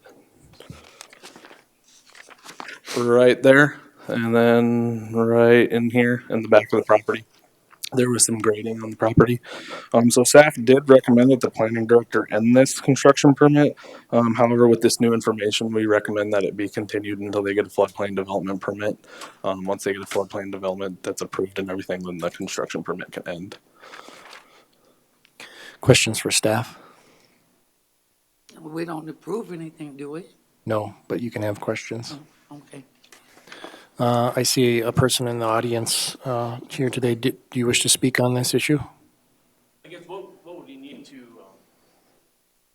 Yeah, please come forward, state your name for the record, and then. Dane Oman with Western Construction. As far as for our permit now, can we continue to move any soil or anything like that, or do we need to, the permit for the floodplain need to be addressed first? So the floodplain development permit would need to be submitted beforehand. That'd be a question for PJ. PJ Conover, Director of Planning Department. Any dirt work outside of the special flood hazard areas be okay, but continuing to do any dirt work inside the flood hazard area would require a permit as well, since you have to get anyway. Yeah, so we've got no intentions at the time to do anything in that area right now. Everything that's done is pretty much done for the time being, so. So Cody, can you kind of lay out the path forward? So the path forward would be they'd want to submit that floodplain development permit as soon as possible. Okay. Also, if they look to extend the permit out longer than just to get the floodplain development permit, and they have plans to do future work, since construction permits are good for a year and they can be renewed for 1 year, they'd have to resubmit the application fee of the $250 to continue the permit to go on farther. Beyond what date? To continue it, we could go, I guess, Jerry, what would be the first meeting in December? It's December 2nd. You can and do it December 6th. 2nd and give them about a little over a month to try to get that in. Okay. These aren't advertised or anything, so to get it put on the agenda, it's just basically me telling Jerry that it can go on the agenda, so. Okay. Does that make sense? Fill out a floodplain development permit. Okay. Back on December 2nd, then Well, that you would get notified from staff, Yeah, but I'll contact you guys with everything and let you know. I send out a letter after this explaining kind of what happened at these meetings and everything. So what you'll need to do will be listed on that. further questions on item 26? Seeing none, go to 27.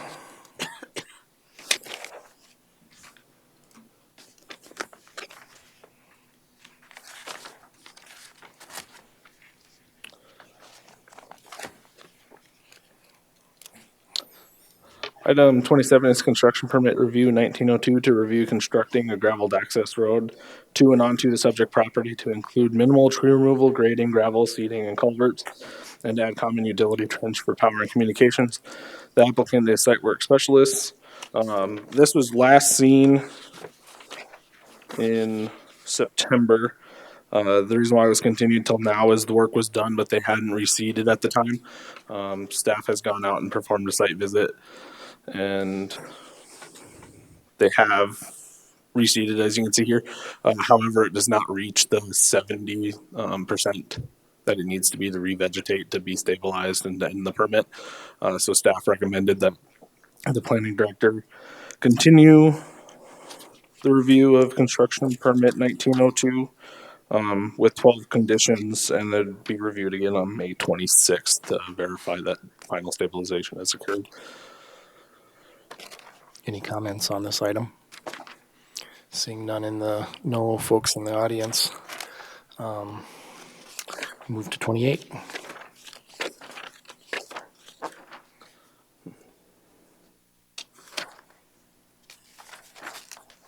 Item 28 is construction permit review 1906. It's to review the excavation for a pond and to use the dirt to level for a future area for a barn. The applicant is Plat Emily Rowe. This was originally approved on May 28th with 11 conditions. The work was already done previously to the permit being approved, and they had already reseeded and everything. So this review was mainly just to see if the site reached stabilization. As you can see, this whole area right in here was disturbed beforehand, and now it's nice green grass. So it has reached final stabilization, so staff would recommend that the planning director end construction permit in 1906. Comments, questions on this item? Seeing none, 29.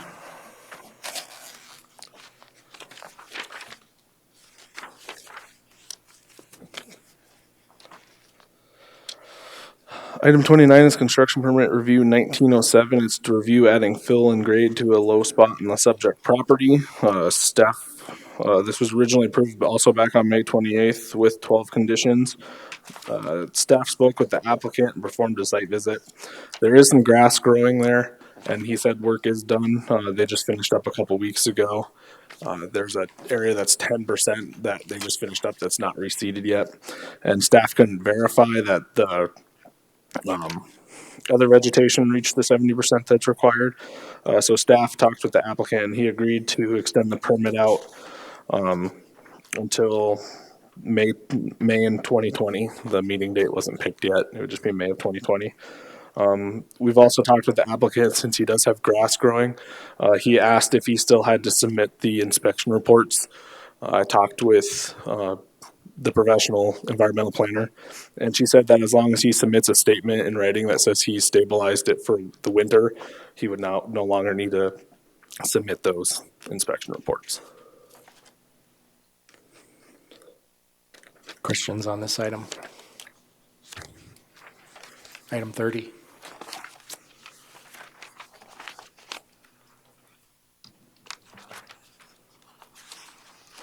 Item 30 is construction permit CPE 19-5.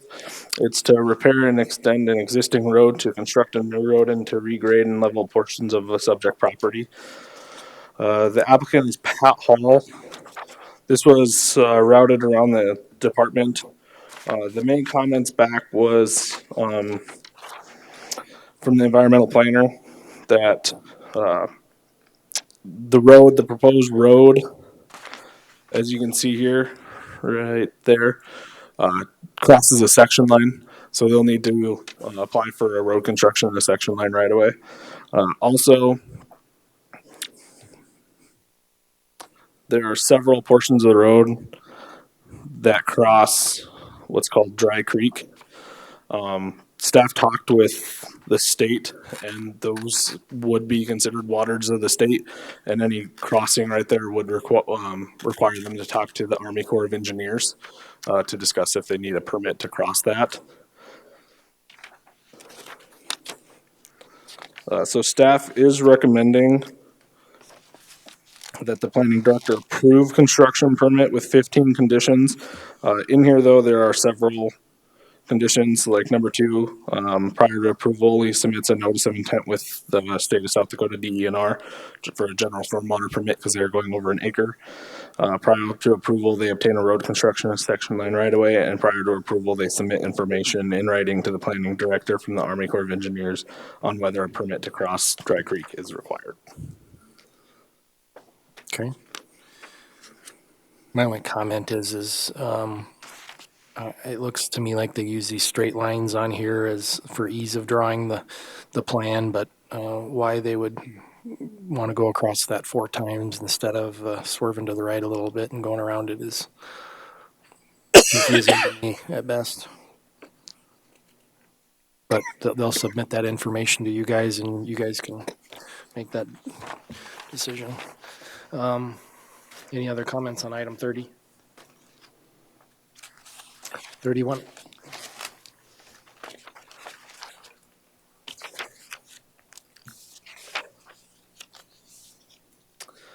Item 31 is construction permit 1916. It's to grade, excavate, and demo areas within the Palmer Gulch KOA campground in accordance with sections 210 and 507 of the Pennington County Planning Zoning Ordinance. The applicant is Cody Taggart of Skull Construction. This was also routed around the interdepartment.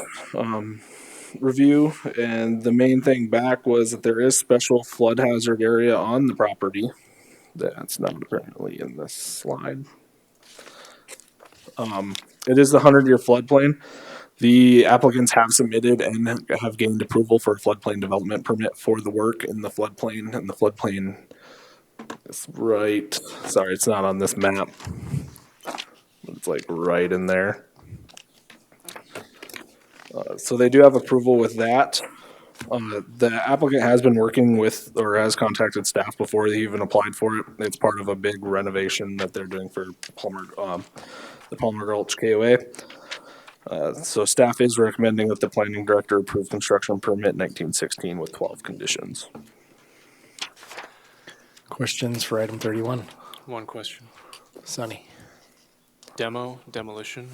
Yeah, so basically where the truck wagon is now, they're turning it into a pool and they're moving the construction or the pool up to a different area.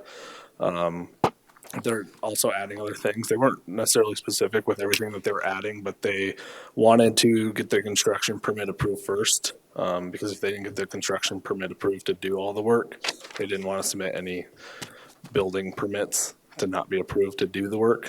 So they are going to come in after this is approved and actually get the commercial building permits for the areas, and then that we'll know then what they're actually for sure demoing. Okay. Mr. Chairman? Go ahead, Kathy. My question was, I mean, the map that we had in our packet is really not legible, you know, this little map. And so I couldn't place it. I couldn't figure out where this was relative to, you know, the larger area. And so now go back to your other map that you just had. So are you saying that this is generally where you made the red outline? So the red outline is where the floodplain's at. Their work is going to be up here too as well, but then there's going to be work in here and right in there. I see. Okay. So,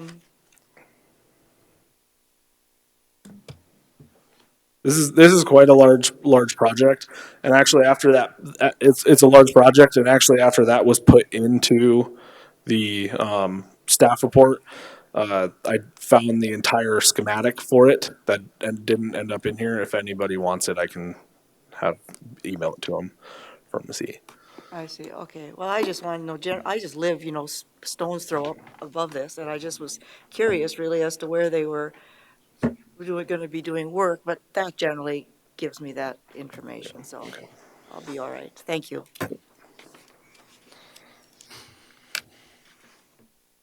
Any other questions on item 31? Okay, that's the end of the construction permit agenda. Item 32, County Board Report. Item 32, County Board Report. The Board of Commissioners will hear the Planning Commission's recommendations from the October 14th Planning Commission meeting at their Tuesday, November 5th meeting. Okay.